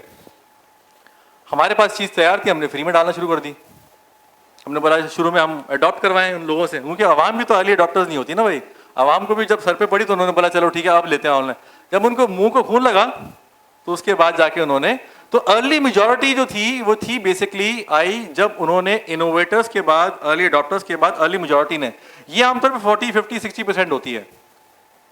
उसके बाद आती है एक वो कौम जो कि लेटर मेजॉरिटी होती है, ठीक है। उनको जब तक आवाम नहीं कर रही होगी तब तक वो काम नहीं करेंगे। वो होती है आमतौर पे भेड़चाल वाली। तो ये होती है लेटर मेजॉरिटी। और उसके बाद आती है एक वो कौम जो कि बिल्कुल ही एंड वाले, जिनको आप डंडा मारेंगे ना तब जाके वो करेगा। इसको आप कहते हैं लैगर्ड्स। तो ये कुछ होते हैं हमारे innovators, early adopters, early majority, later majority and laggards. ये सबसे एंड में करेंगे। इनको आप बगैर डंडे के नहीं कर सकते। या वो बिल्कुल ही जब वो निकलने वाला होगा ना नौकरी से तब बोलेगा अच्छा क्या करना है बताओ यार अब मुझे, अब मैं बताऊं, अब निकालोगे तो नहीं ना, बस ठीक है मैं आप कर लेता हूं। तो ये वो वाला होता है आदमी, ठीक है। ये रिस्पॉन्स आमतौर पे होता है चेंज का, सही है, जब आपके सामने चेंज आता है। अब हमारे सामने भी चेंज आ रहा है और हमें वो मेंढक नहीं बनना जो कि आहिस्ता आहिस्ता पानी में गर्म होके मर जाता है। तो हमें we need to respond to it. 4 phases होते हैं चेंज के आमतौर पे, पैनिक, एडेप्टेशन। जैसे हमें कोविड में नजर आया, कोविड में सबसे पहले क्या हुआ, पैनिक हो गया। भाई क्या करें यार, किससे बात करने के लिए वो बंदा नहीं मिल रहा, बंद हुए हुए 14 दिन के लिए, और उसके बाद जूम मीटिंग्स हो रही हैं, समझ में नहीं आ रहा क्या चल रहा है। दुनिया जो है ना वो एक वक्त जो है वो वक्त जज्बात बदल गए, सही है, वो तमाम तरह चीज़ें चेंज हो गई जी। तो पैनिक, सबसे पहला पैनिक आता है कि भाई अब क्या करेंगे यार। दुनिया, कितने लोग ये सोचते थे कि यार दुनिया अब जो है ना वो ऐसी ही रहेगी, मास्क ही पहनना पड़ेगा जिंदगी में, सोचते रहे, ऐसा होता ना, हो रहा था। तो जो होता क्या पैनिक के अंदर कि आप एक ऐसे डर को पालते हैं जो कि शायद इतना रियलिस्टिक भी नहीं होता। 1.5 साल के बाद, 2 साल के बाद आज हम बैठे हुए हैं बगैर मास्क के, अल्हम्दुलिल्लाह। बहुत सारे लोगों ने तो उस वक्त भी नहीं पहना था उस वक्त उन्होंने यहाँ पर रखा हुआ था, सही है। तो वो भी बड़ा एक इंटरेस्टिंग चीज थी ऐसे। तो न्यू नॉर्मल, फिर then you adapt to it. Adaptability के अंदर देखें 2 चीजें होती हैं। आप जब अपने जॉब के हिसाब से अगर हम बात करें, एक आदमी होता है जो कहता है कि यार मैं जो करता हूं ना यही मेरी पहचान है, अपनी शनाख्त आप बना लेते हैं अपनी काम से। मैं टीचिंग करता हूं और मैं क्लासरूम में जाके टीचिंग करता हूं और मैं बच्चों से मिलता हूं, बात करता हूं, मैं हूं। तो इंसान अपनी शनाख्त बनाता है अपने काम से आमतौर पर। यानी अगर आप किसी से बात करेंगे, बोलेंगे आप क्या करते हो, मैं टीचर हूं, और टीचर के जहन में उसके आएंगे ख्यालात कि टीचर का मतलब ये और ये है, सही है। मैं एक डॉक्टर हूं, डॉक्टर का मतलब मुझे क्लिनिक में जाके बैठना है और मेरे पास पेशेंट आएगा और मैंने दवाई लिखनी है और लिखने के बाद उसके बाद तो ये मेरा काम है एज अ डॉक्टर। तो ये क्या है, दिस इज योर व्हाट, यानी ये बेसिकली आपका क्या है, यानी आप क्या करते हो, तो आप बोलोगे मैं डॉक्टर हूं और मैं ये क्या काम करता हूं। सही है। तो लोग क्या करते हैं कि लोग आमतौर पे, इससे पहले वाली नस्ल भी आमतौर पे इस तरह से करती थी कि वो अपने आप को, अपनी शनाख्त जो है ना, वो अपनी क्या से जोड़ती थी कि मैं क्या हूं, मैं डॉक्टर हूं, मैं बैंकर हूं, मैं फॉर एग्जाम्पल, और उसकी भी खास तरह की शक्ल थी उनके जहन में, यानी वो चेंज नहीं हो रही थी। हम सही है, ये है भाई, मतलब अगर बैंकर है तो भाई उसको कोट टाई वाइट शर्ट पहननी है और उसके बाद जाके बैंकर बनेगा, वैसे नहीं बनेगा। सही है। तो ये आमतौर पे उसके क्या है। अच्छा, अब अडेप्टेबिलिटी में दूसरी चीज होती है वाई, आपका क्यों, आप क्यों हैं। तो अगर मैं 2018 में ये सोचता है कि मैं एक टीचर हूं और वो जो टीचर जो है वो एक खास तरह का ही काम करता हुआ पाया जाएगा तो वो टीचर बनता है। मैं तो शूटिंग कर रहा था, मैं तो कैमरे के सामने रिकॉर्डिंग कर रहा था, मैं 8-8, 9-9 महीने मैं एक स्टूडियो में बैठा था, मेरा अपना दफ्तर स्टूडियो में था, तो मेरा काम था, मैं टीचर था, that was my why was what, कि मेरा अपना वाई बड़ा डिफाइंड था। मैंने कहा मुझे I want to help people grow, ये मेरा वाई था। अब ये काम करने के लिए मुझे कंसल्टिंग करनी हो, मुझे टीचिंग करनी हो, तो मेरा वाई जो था, मेरा जो क्यों था ना, उससे आप अपनी शनाख्त जोड़ते हैं हमेशा। और ये जो शनाख्त है ना, ये देरपा होती है, ये इतनी हल्की नहीं होती कि ये कोई भी टेक्नोलॉजी आके आपके क्यों को चेंज कर दे, क्योंकि क्यों आपकी जड़ों में जाके आता है, वो आपको डिफाइन करता है क्यों आपको। जो क्या होता है ना, क्या बहुत ज्यादा रिस्की होता है।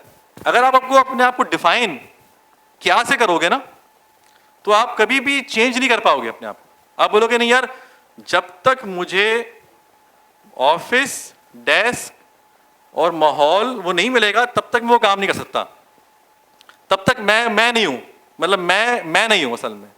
मेरे लिए बड़ा मुश्किल काम है कि यार मैं अब दफ्तर से बाहर निकल के मैं इस तरह का काम करूं, तो ये आपके लिए बड़ा मुश्किल होता है। जब आप क्यों से जुड़े हुए होते हैं तो फिर आप अपने ऑफिस के अंदर जो है वो, अगर आपके पास चपरासी नहीं आता तो आप उसकी सफाई भी कर लेते हैं, क्योंकि आप क्यों से जुड़े हुए हैं ना। जब क्या से जुड़े हुए तो बोलेंगे मेरा काम नहीं है भाई। सही है। तो क्या और क्यों का बहुत बड़ा फर्क है। अडेप्टेबिलिटी के लिए जरूरी आप अपने क्यों से जुड़े हुए हों, उसके लिए जरूरी है कि आप अपना क्यों डिफाइन करें कि आप क्यों वो काम कर रहे हैं जो आप करना चाह रहे हैं, आपका क्यों क्या है। और उसके बाद आपका क्या जो है ना, वो तो आपका चेंज हो सकता है, क्योंकि वो क्या, जैसे मैंने अपना क्या चेंज किया, मैंने अपना क्या, मैं स्टूडियो में जाके वही काम किया, बट स्टूडियो में जाके किया। And then the next is new normal. और उसके बाद जाके एक आता है फेज जहाँ पे आप न्यू नॉर्मल के अंदर क्या होता है कि आप बोलते हो यार, आपको आती है याद पुराने टाइम की, आप बोलते हो यार पहले फेस टू फेस मीटिंग हुआ करती थी, इस तरह से हमारी ट्रेनिंग। बहुत सारी कंपनीज में क्या हुआ कि वहाँ पे लोगों ने बोला हमारी ट्रेनिंग नहीं हुई इस साल, हालांकि HR डिपार्टमेंट ने तो पूरे साल ऑनलाइन ट्रेनिंग कराई। बोले ट्रेनिंग, वो ट्रेनिंग थोड़ी होती है, ट्रेनिंग तो ये होती है जब हम बाहर जाते हैं, जहाँ पे हम जाके वहाँ पे हम जाके हाँ आउट स्टेशन जाते हैं, जहाँ वो ट्रेनिंग थोड़ी होती है, तो उनको पुरानी आती है याद। सही है।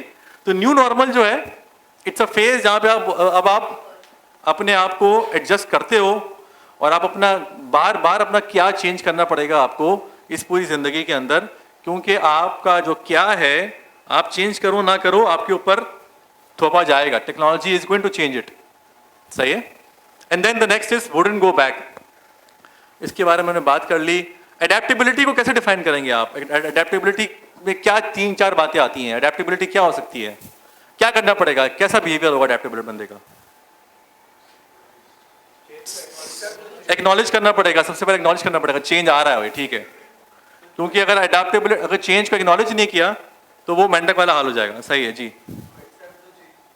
To accept the change, accept the reality of change. सही है। ओपन माइंडेड होना चाहिए, बिल्कुल ठीक है। आप अपना क्या रोल लेंगे उस चेंज के अंदर, ठीक है। और बी प्रोएक्टिव, पेशेंस चाहिए होगा आपको। सही है। यूटिलाइज करनी पड़ेगी रिसोर्सेज की।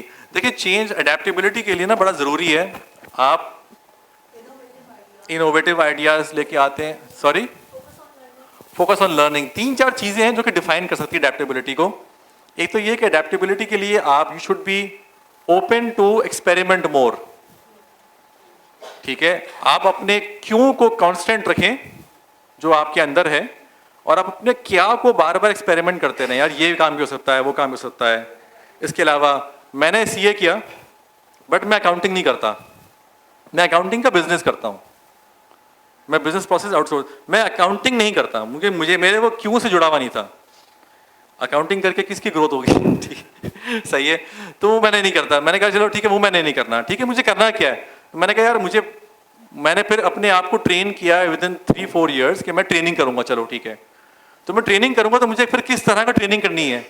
एक वो होते हैं जो मोटिवेशनल स्पीकर टाइप, मैंने कहा ये इसको दूर करो यार, ये इसको जरा साइड में करो, ये अपना काम नहीं है। वो काम जो फिर I had to define myself कि टीचिंग करूंगा, ट्रेनिंग करूंगा, तो मुख्तलिफ लेवल्स के ऊपर जाके अपना क्या डिफाइन करना शुरू किया। जब पहले मैंने क्यों डिफाइन किया, तो आप लोगों में से कितने लोगों का क्यों डिफाइन हुआ हुआ है? वैसे हुआ हुआ है जी, हन्नान का हुआ हुआ है जी, आपका हुआ हुआ है, आपका हुआ हुआ है, आपका हुआ हुआ है, आपका हुआ हुआ है। Anybody would like to voluntarily share? कोई है? कोई? आपका क्यों क्या है? आप क्यों जिंदगी में कोई काम कर रहे हैं जो कर रहे हैं?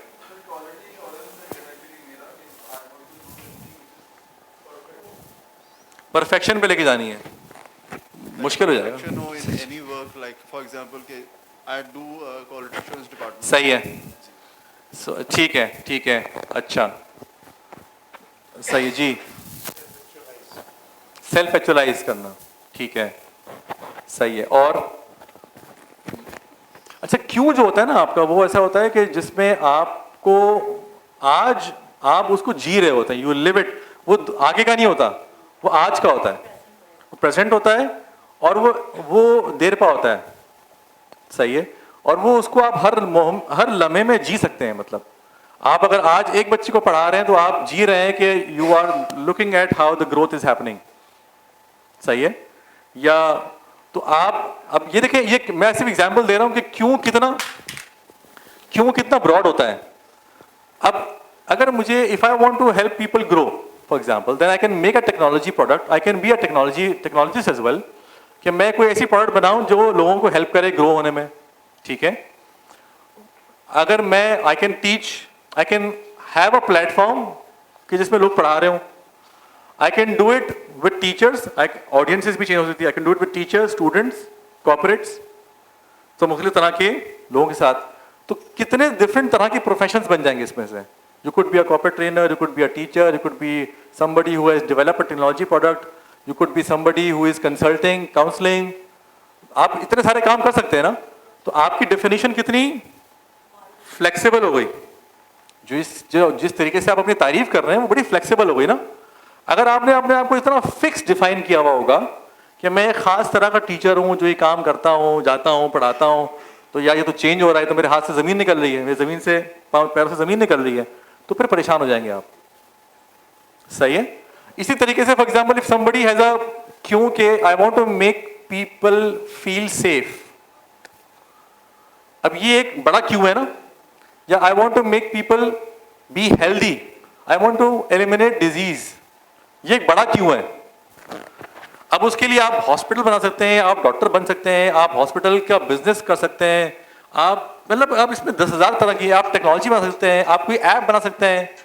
अगर आप समझते हैं कि नहीं यार लोग फील करें सेफ, आप ऐसी कोई ऐप बना सकते हैं जहां पे पेरेंट्स को पता हो कि उनके बच्चे कहां पर हैं। I am just giving you example.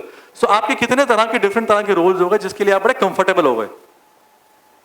सही, नाउ मूविंग ऑन, एक्सपेरिमेंट।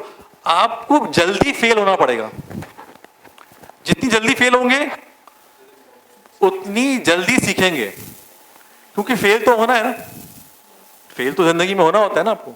ठीक है, दूसरा आप you have to be coachable, क्योंकि आपको फीडबैक चाहिए।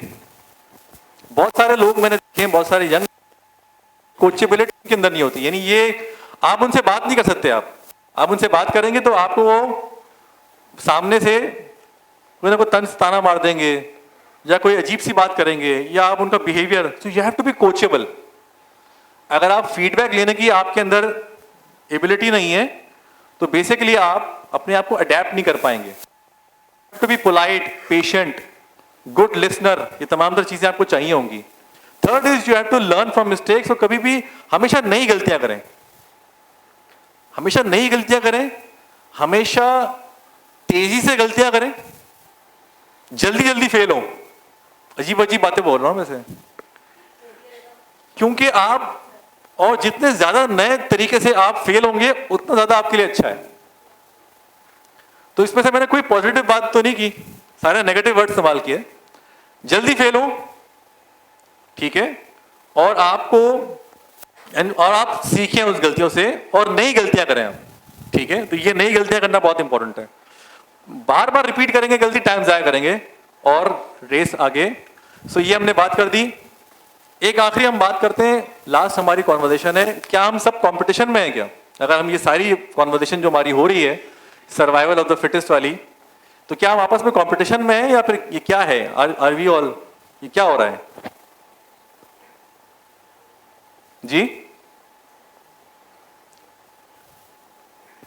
है या नहीं है? क्या हम आपस में कंपटीशन में है या नहीं है?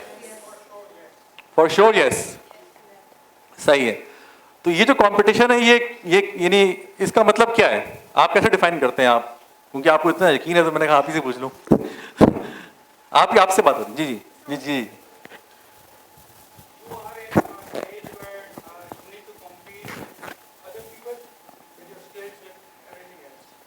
लोगों से हम आपस में, यानी आप अपने साथ जो लोग बैठे हुए हैं इनसे कंपटीशन में, आप ही कह रहे हैं, सही है, ठीक है जी। Anybody else who would like to define, कैसे कंपटीशन में हम? जी। कंपटीशन जो है मुख्तलिफ किस्म की होती है। एक वो जो आप अपने ही लेवल के लोगों से करें। If I am a programmer, तो मैं अपने ही लेवल के जो प्रोग्रामर्स हैं वो अपनी जो लैंग्वेज इस्तेमाल कर रहा हूँ उसी के साथ कॉम्पीट हूँ। एक कंपटीशन वो होती है जो कि इनोवेटर्स के साथ होती है। फॉर एग्जांपल गूगल जो है वो कम्पीट कर रहा था बिंग और दूसरे सर्च इंजन से, सही है, बट उसके मुकाबले में चैट जीपीटी ने एक नई चीज़ लॉन्च कर दी। That is also one sort of competition जिसको वो तोड़ना है ऐसे। सही है। जिस तरीके से एक और एग्जांपल दूं कि जैसे Pepsi compete with Coca Cola, but उसकी जो कंपटीशन है वो दूसरे ड्रिंक्स के साथ भी है, एनर्जी ड्रिंक्स के साथ है। तो कंपटीशन हर तरफ से आपके पास बम्बार्डमेंट कर रहा है। सही सही सही सही, ठीक है जी। और बताएं जी, कोई और है? कोई और ओपिनियन है? जी आप कुछ कह रही हैं। आप वैसे स्कूल में पढ़ाती हैं? इधर ही होती हैं? हाँ सही है। आपकी फीलिंग वाली थी वो, टीचर वाली फीलिंग थी। मैंने डांट देंगे अभी। अच्छा चलें। कंपटीशन मीन्स कि अभी हम कंपटीशन, ये नहीं कि मेरा उन सबसे कंपटीशन है। कंपटीशन माई सेल्फ, अपने आप से कंपटीशन। आके आज से कल मैं कितनी बेहतर हूँ। आज मैं हूँ तो उससे मेरा कंपटीशन है कि आज जो चेंज है वो मेरे आज से मेरा कल बेहतर हो। सही सही सही for my self, not for others कि मैं उसको जीतूँ या उसको पीछे करके आगे बढ़ूँ, इसको पैक करके। लेकिन मेरा कंपटीशन मेरे अपने आप से, जो मैं समझती हूँ कंपटीशन जो है। सही है। आपकी डेफिनेशन ये है कि अपने आप से कंपटीशन हो रहा है। कोई और है? जी आप बताएं। I would like to eliminate the competition by finding my USP. Eliminate करेंगे तो बेसिकली आप कंपटीशन में हैं और आप एलिमिनेट करेंगे। आप समझते हैं कंपटीशन है? Competition तो है, but you have to identify your USP so that you are always excelling in your career or wherever you are. सही है। तो आपको यूएसपी आइडेंटिफाई करनी पड़ेगी। कंपटीशन है इसका मतलब। सही है जी, सही है जी। आप बताएं जय दिन। लोग ग्लोबली ये समझते हैं कि अगर हम कंपटीशन करेंगे तो हम आगे बढ़ेंगे, और मेजॉरिटी लोग ऐसे होते हैं जो कंपटीशन करती है। बट मेरा पर्सपेक्टिव ये है कि हमें कंपटीशन नहीं करना चाहिए एज अ ह्यूमन, क्योंकि अगर हम कंपटीशन करते हैं तो हम सामने वाले के लेवल तक सोचते हैं कि हम इससे ज़्यादा नहीं, हम इतना करेंगे तो हम कॉम्पिटिटिव हैं। सही है। आगे जैसे ही उस लेवल पे हम पहुंचते हैं, हम समझते हैं कि हमने फतह कर लिया, वी आर द विनर्स, हम ही जीत जाएंगे। तो ये हमें नहीं सोचना चाहिए कि हमारे अंदर कंपटीशन हो। हम अपने आप को सही करें और जितना वास्ट हम जा सकते हैं हम उतना जाएं। सही सही सही।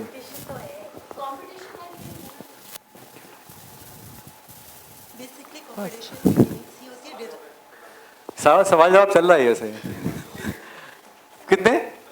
15 मिनट है बस, ठीक है।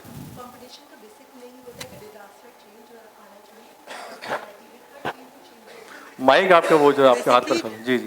कंपटीशन का बेसिक मीनिंग होता है डिज़ास्टर चेंज। आप में बिल्कुल चेंज, आपकी हर चीज़ चेंज होनी चाहिए। जैसे फॉर एग्जाम्पल आज मैं ऐसे पढ़ा रही हूँ तो मुझे इसमें जो है कुछ ना कुछ चेंजेस लाने चाहिए कि बच्चों को वो जो है बच्चों के कैलिबर के हिसाब से भी हो, मगर सही है, तो उसके हिसाब से भी उसकी IQ लेवल भी सही होगा। इस लिहाज से डिज़ास्टर चेंज होगा। सही, ठीक है, कॉम्पीट कर रहे होते हैं, ठीक है। असल में बात यह है कि देखें, एक फिनोमेना है कि सर्वाइवल ऑफ द फिटेस्ट जो है ना, वो हम बेसिकली ये एक थ्योरी है जिसकी बुनियाद इस पे है कि इंसान जो सरवाइव कर पाया है ना जिंदगी में, दुनिया में, वो कर पाया है compete करके, और वो कंपटीशन जो है वो हर एक के दरमियान में है मौजूद। मैं से भी बताना चाहता हूँ कि इसकी ऑल्टरनेटिव थ्योरीज भी मौजूद है, क्योंकि हमने सिर्फ एक ही नज़रिया आमतौर पर पढ़ा होता है। So there is another concept जिसने आपकी जो ह्यूमन जनरेशन है, जो ह्यूमन रेस है, उसको आगे बढ़ाया है। सर्वाइवल ऑफ द फिटेस्ट के कंपैरिजन में बहुत सारे साइंटिस्ट ये कहते हैं कि इंसान कंपटीशन के नतीजे में नहीं बल्कि कोलैबोरेशन के नतीजे में आगे इंसान बढ़ा है। सही है, तो हम ये कह सकते हैं कि बहुत सारे बड़े बड़े इदारे जो है ना, वो शायद कहीं आपस में कहीं ना कहीं compete कर रहे होंगे, लेकिन within themselves they will only grow if they collaborate. So collaboration जो है, इसके नतीजे में इंसान ने सर्वाइव किया है। और ये आपको नजर आता है, बहुत सारे ऐसे लोग होते हैं जिनको आप देख के कह सकते हैं कि नहीं यार, और जो कॉन्सेप्ट है वो ये कहता है कि यार आप जब कोलैबोरेट करते हैं और आपके अंदर जो सोशल इंटेलिजेंस है ना, that is where you become human. सही है, तो सर्वाइवल ऑफ द फिटेस्ट के कंपैरिजन में I saw this book which is called as survival of the friendliest. तो हमारी जो ह्यूमन रेस है ना, वो दुनिया में फिटेस्ट या कंपीट करने की बुनियाद पे सर्वाइव नहीं की है, क्योंकि that's a very very important question जो लोग पूछते हैं कि यार इंसान क्या कंपीट करके या दूसरे को गिरा के वो बचा है जो हमारे पास इंसान आज मौजूद है, जितनी तमाम तर मौजूदात हैं। तो सर्वाइवल ऑफ द फ्रंटियर ये 2020 की किताब है, और बहुत तेजी से ये कॉन्सेप्ट अब चैलेंज हो रहा है, क्योंकि हमारे एजुकेशन इंस्टीट्यूट्स, हमारे इदारे, हमारे तमाम तर स्टेट की जो मशीनरी, ब्यूरोक्रेसी, तमाम तर जो इदारे हैं, वो खड़े इस बुनियाद के ऊपर हैं कि हम एक दूसरे से कंपटीशन में हैं। और इसीलिए इतना ओवरवेलमिंग रिस्पॉन्स अभी मिला कि हम आपस में कंपटीशन में, क्योंकि हमने स्कूल्स में कंपटीशन देखा है, हमने घर में कंपटीशन देखा है, हमने कजन्स में कंपटीशन देखा है, हाँ बड़ों से। तो ये जो कंपटीशन हमने देखा है ना, और हम देख रहे हैं इदारों के अंदर भी, ये बुनियादी तौर पे इस अजम्पशन पे बेस्ड है कि इंसान असल में फितरी तौर पे करप्ट और सेल्फ इंटरेस्ट है। ये अजम्पशंस ना हमारे दीन में है, और अब जो लेटेस्ट साइंटिफिक डिस्कवरीज आ रही हैं उसकी बुनियाद के ऊपर भी इंसान फितरतन कोलैबोरेट करके आगे बढ़ा है। और कोलैबोरेशन की बुनियाद के ऊपर, और ये बहुत सारी साइंटिफिक रिसर्च से ये साबित भी हो रहा होता है कि कोलैबोरेशन बहुत सारी डिफरेंट मौजूदात में नहीं थी और हमारे अंदर थी, जिसकी वजह से हम ये काम आगे कर पाए।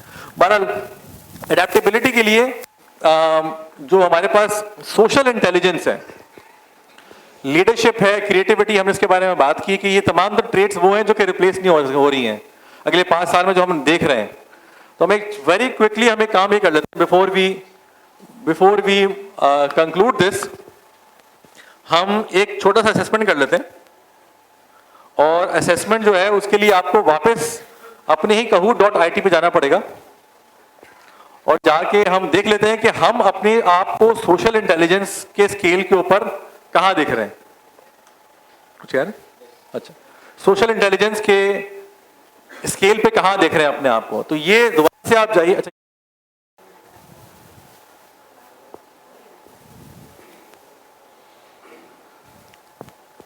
इसमें म्यूजिक नहीं चल रहा?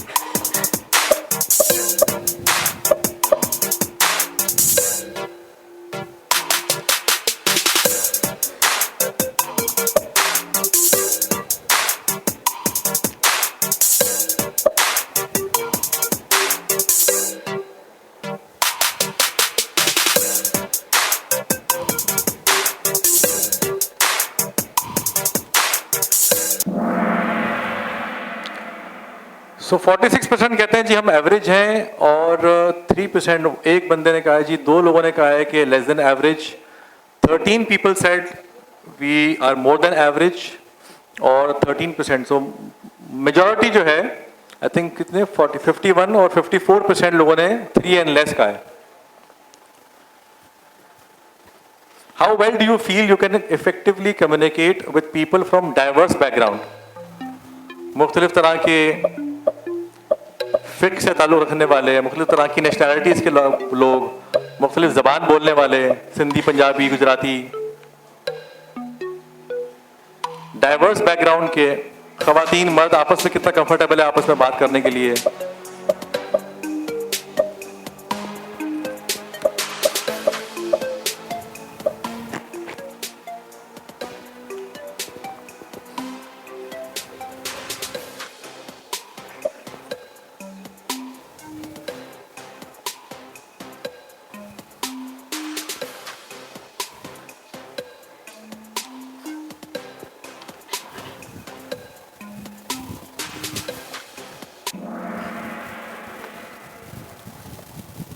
%, 31% सेड कि हम एवरेज हैं, और 44% said more than average, and 15% said extremely comfortable.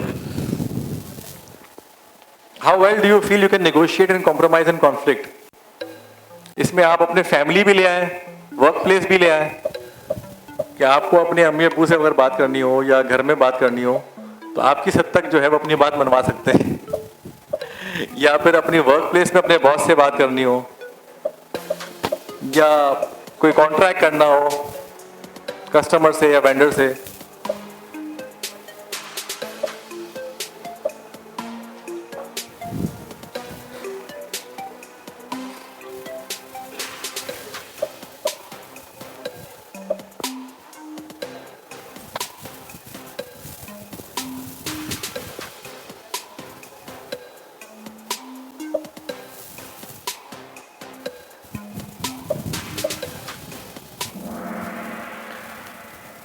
All right, तो 38% लोगों ने कहा 3 एंड लेस, एंड 46% लोगों ने कहा more than average, and 15%. All right, how well do you feel you can handle criticism और negative feedback in a constructive manner? आपको कहीं बुरा तो नहीं लग जाता अगर आपको कोई फीडबैक दे? सोचें आप अपने पिछले 1-2 कॉन्वर्सेशन में जहां पे इस तरह से हुआ हो और आपने किसको कैसा रिस्पॉन्ड किया, and then keeping in view that thing, इसको रिस्पॉन्ड करें.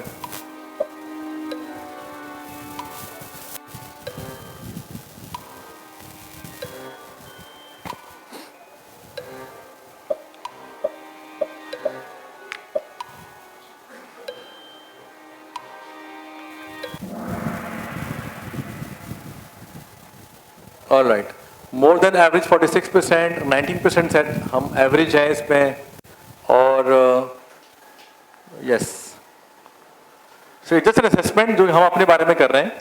वैसे ये दूसरे क्या सोचते हैं हमारे बारे में वो अलग बात है. Build rapport and make others feel comfortable.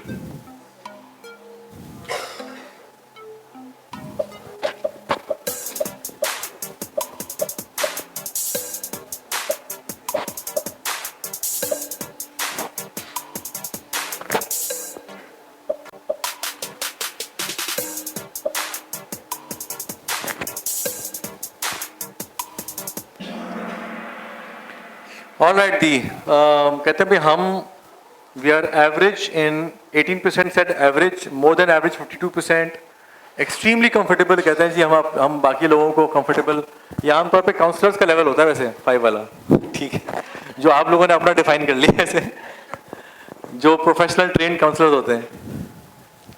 How well do you feel you can effectively manage and diffuse tense और डिफिकल्ट सिचुएशन? आप में से अगर किसी को बुलाया होता है ना कि वो खानदान में झगड़ा हो गया, वो आपको बुलाते हैं भाई आप जरा हल करें, अगर आप उनमें से कहीं हैं तो जाहिर सी बात है आपका बड़ा हाई लेवल है इसका मतलब.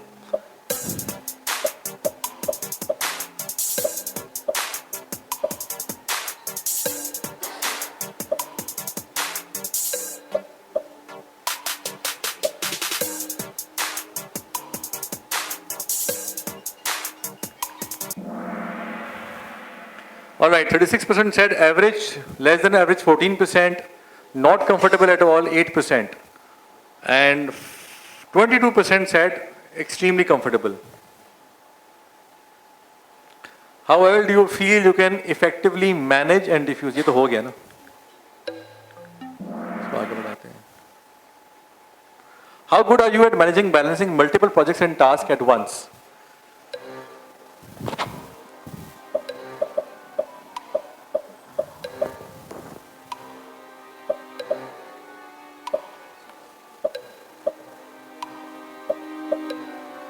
क्या ऐसा होता है आपके साथ कि आप मुख्तलिफ तरह के टास्क कर रहे हैं और आप फिर रेगुलरली भूल जाते हैं टास्क, या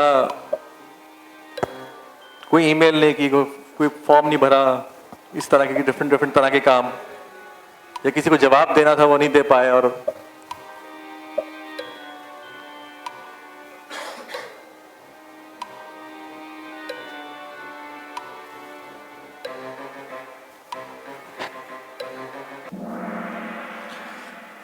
जनाब 29% said average, more than average 45%, less than average if we have 2 people.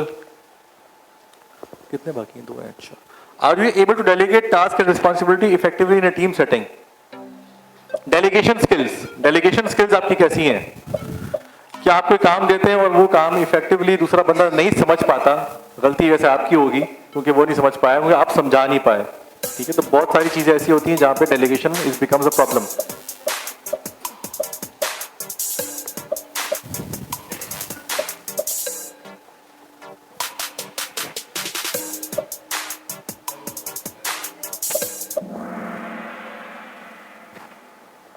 जनाब average 38%, more than average 26%. Are you able to say no when needed? ये बड़ी इंपॉर्टेंट स्किल है. ना कितना आसान है आपके लिए और मुश्किल है आपके लिए बोलना. आम आदमी को ना बोलने का मसला नहीं होता, ठीक है, जिसको आप जानते हैं वहां ना बोलना आपके लिए कितना मुश्किल आसान है.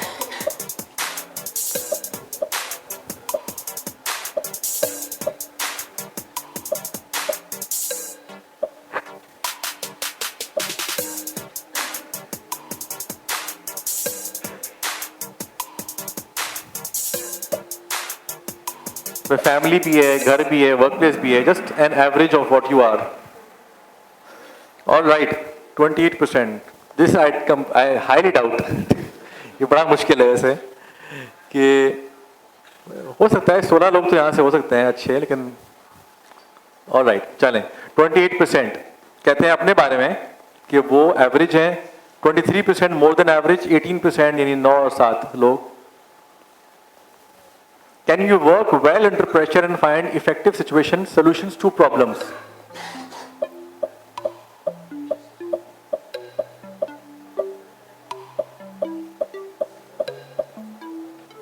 Under pressure काम करना आपके लिए कितना मुश्किल या आसान है?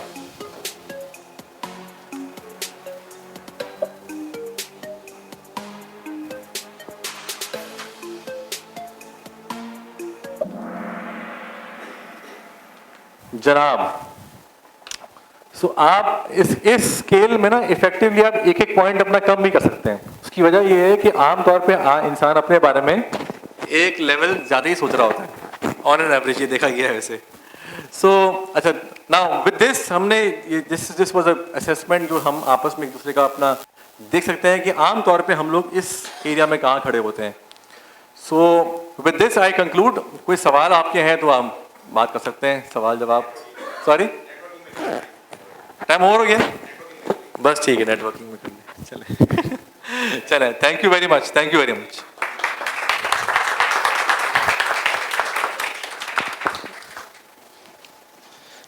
Thank you so much, Mr. Hasnain, for conducting such engaging and enlightening session.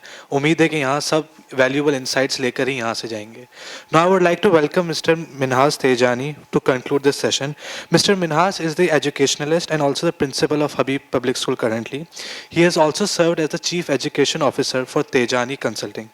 He has also presented several academic papers in international and national conferences and served community students and schools and helped community students at various levels. Please welcome Mr. Minhas Tejani.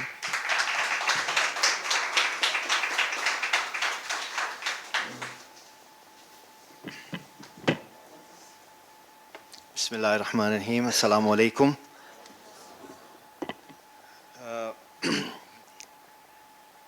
समझ में नहीं आ रहा कहाँ से शुरू और कहाँ पे ख़त्म करूँ लेकिन ये कि I will try my best. कितना 5 मिनट है मेरे पास? ठीक। सबसे पहले तो I would like to appreciate and thank the management of Khoja Jamaat for organising these very enlightening events. मुझे यही बैठे हुए जो है वो अपने आप से मैं सवाल कर रहा था कि पिछले 6 मैंने क्यों मिस किए, and I'm sure there are many more to come. So my congratulations and appreciation to the management. Hasnain, mashallah, is a very good speaker. Please put your hands together for an excellent session. I would say very, very enlightening and insightful. और मैं इस चीज़ को भी prove कर सकता हूँ कि मैंने पूरा सेशन जो है वो ध्यान से सुना, क्योंकि मुझे क्लोजिंग रिमार्क्स जो है वो देने थे और मुझे obviously that is just on a lighter note, but I was so engrossed कि पता नहीं चला कि तकरीबन 1 घंटे से ज़्यादा जो है वो वक्त जो है वो कहाँ गुजर गया। बहुत सी बातें ऐसी हैं कि जो मैं करना चाहता हूँ, लेकिन उन बहुत सी बातों में से जो है वो सिर्फ चंद बातें मैं करूँगा because of the time limitation that I have. Change पे बात हुई, मेरे ख्याल से चेंज पे बात करने से पहले जो है वो मैं एक अपना एक्सपीरियंस जो है वो आपसे शेयर करना चाहूँगा। 2014 में या 15 में, आई डोंट रिमेंबर एग्जैक्टली, मैं इंग्लैंड जो गया हुआ था किसी काम के सिलसिले में, मीटिंग के सिलसिले में, और वो मीटिंग जो हमारी थी जिस जगह पर, काफ़ी जो है वो देर हो गई उस मीटिंग में, और वो एक बिल्डिंग में ऑफिस में मीटिंग हो रही थी, तो हम जो है वो उतर रहे थे नीचे, तकरीबन रात के 7 बज चुके थे, 7 साढ़े 7, और शायद मुझे if I am not wrong जो है वो वीकेंड था, फ्राइडे नाइट था। खैर हम जब मीटिंग ख़त्म करके उतरे नीचे ग्राउंड फ्लोर पे, तो ग्राउंड फ्लोर पे जो है वो एक कमरे की लाइट जो है वो जल रही थी। तो मैंने मेरे साथ जिनसे मैं मीटिंग में था, साथियों से जो वहीं रहते थे, उनसे मैंने सवाल किया, मैंने कहा यार 7 साढ़े 7 बज गए, अभी इस वक्त जो है वो लाइट जल रही है? तो बोला हाँ, यहाँ पर जो है वो एक जो है वो कोई डिस्कशन फोरम जो है वो है, जिस पे जो है वो कुछ लोग जो है वो आके अभी जो है वो आएंगे और बैठेंगे और डिस्कस करेंगे, और ये इनका जो है वो एक रेगुलर जो है वो सोशल जो है वो गैदरिंग है, और इंटेलेक्चुअल जो है वो इस पे जो है वो डिस्कशन हो रही है। So at that time I was quite surprised and I said कि इस वक्त रात के 7 साढ़े 7 बजे लोगों ने जो है वो बहुत दूर दूर से आके जो है वो अपना टाइम निकाला, अपना इंटरेस्ट शो किया, और आके जो है वो यहाँ बैठेंगे और डिस्कस करेंगे।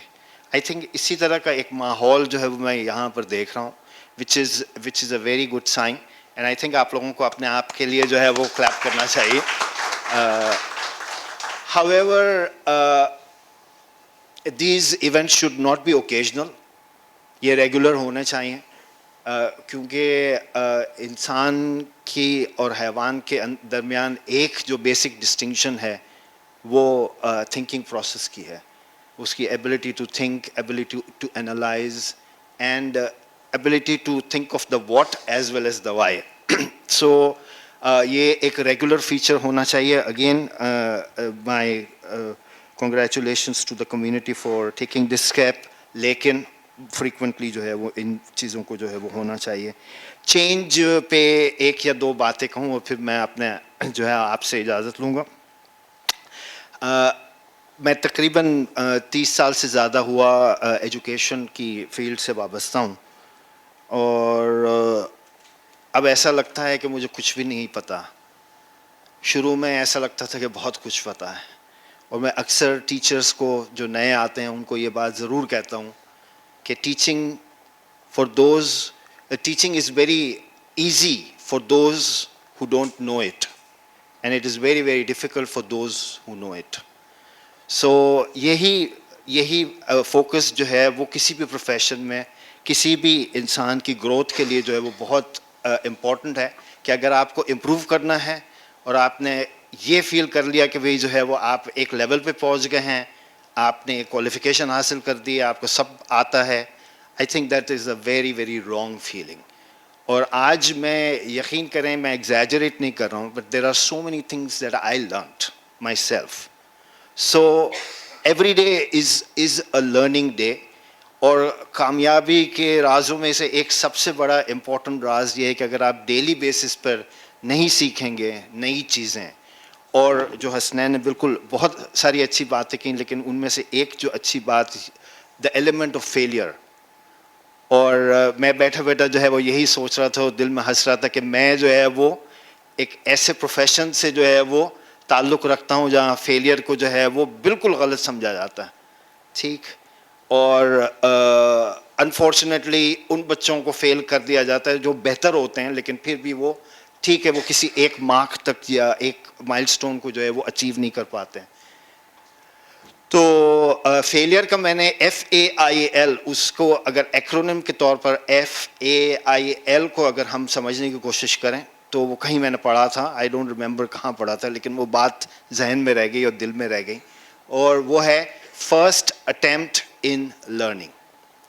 ठीक है, तो आपका फेलियर अगर है तो उसको कंसिडर ना करें कि भाई आप जो है वो ज़िंदगी भर के लिए फेल हो गए, लेकिन fail fast and that helps you to learn. So it's a first attempt in learning.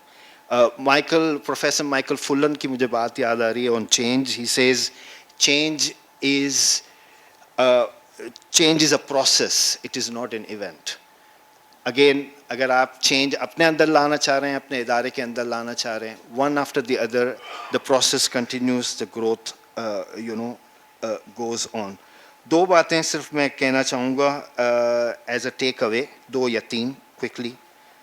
सबसे पहली बात तो यह है कि एक स्किल जो 21वीं सदी के लिए और आगे आपकी ग्रोथ के लिए, स्पेशली जो लोग जो है वो यंगस्टर्स हैं उनके लिए बहुत ज़रूरी है, और हम सब के लिए including myself, learning how to learn is very important. ठीक, इसको थोड़े से मुश्किल कॉन्टेक्स्ट में या मुश्किल अल्फाज में मेटाकॉग्निशन भी कहा जाता है, लेकिन वो ज़रा भारी वर्ड है। Learning how to learn is a simpler way. ठीक है, तो अगर आपके अंदर ये सलाहियत पैदा हो गई, या आपने ये सीख लिया कि भाई किस तरह से लर्न करना है, किस तरह से नई चीज़ों को जो है वो जल्दी क्विकली जो है वो सीखना है और समझना है, that is one skill. So learning how to learn is something, if you can develop that, that's very very essential. और दूसरी बात, again moving from competition to collaboration, very very essential. जो in fact जो phrase है survival of the fittest, जो Darwin की theory से लिया गया है, जिसको definitely जो है वो हमारा जो मज़हब है उसको नेगेट करता है, और वही बात आज की साइंस जो है वो प्रूव कर रही है। और अगर आप चाहें तो इंटरनेट पे जो है वो बहुत सारे मुख्तलिफ आपको आर्टिकल्स और बुक्स जो है वो ऐसी मिलेंगी जो इस बात को अब नेगेट कर रही हैं कि सर्वाइवल ऑफ द फिटेस्ट वाली बात जो है वो it's no more there is no element of competition, there is an element of collaboration, and if we can work as a community, if we want to really grow and prosper, collaboration is in fact the way forward. तीसरी और आखिरी बात मैं कहूँगा वो है move from the mind to the heart.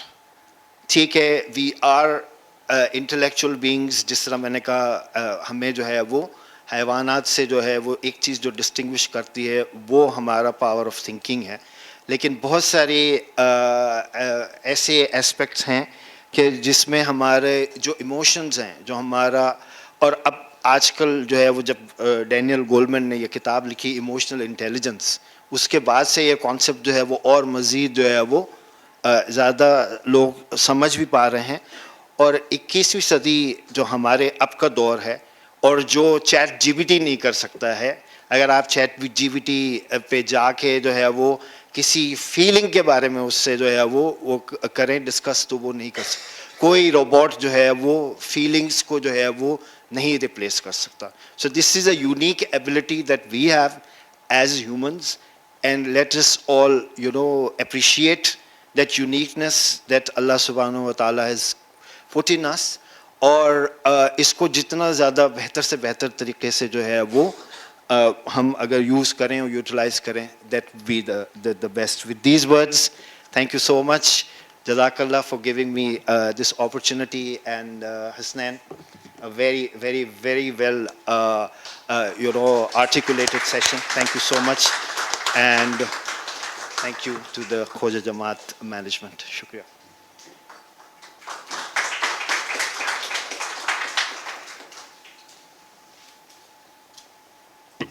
Splendid remarks, sir, and it was a great honor to share this roof with you, and I hope कि आपकी participation next sessions में भी रहेगी. Thank you so much, sir.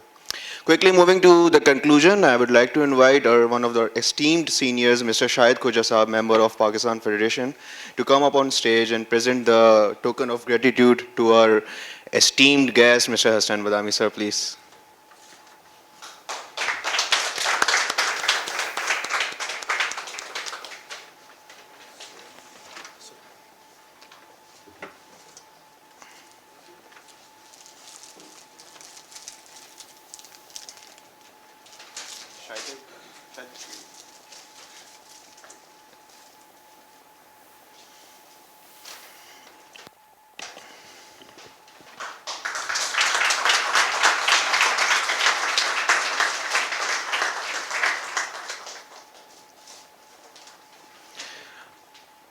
Would like to invite Askar Basrawala Sahab, Honorary Treasurer of Khoja Jamaat, to come on stage and present the token of gratitude to our most valuable player of today's session, Hassan Kermani.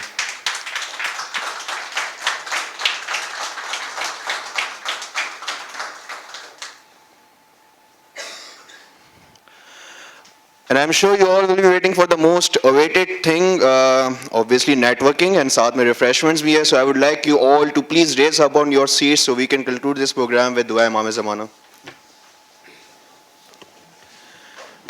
Bismillahirrahmanirrahim. Allahumma kulli waliyikal hujjat ibn al-Hasan.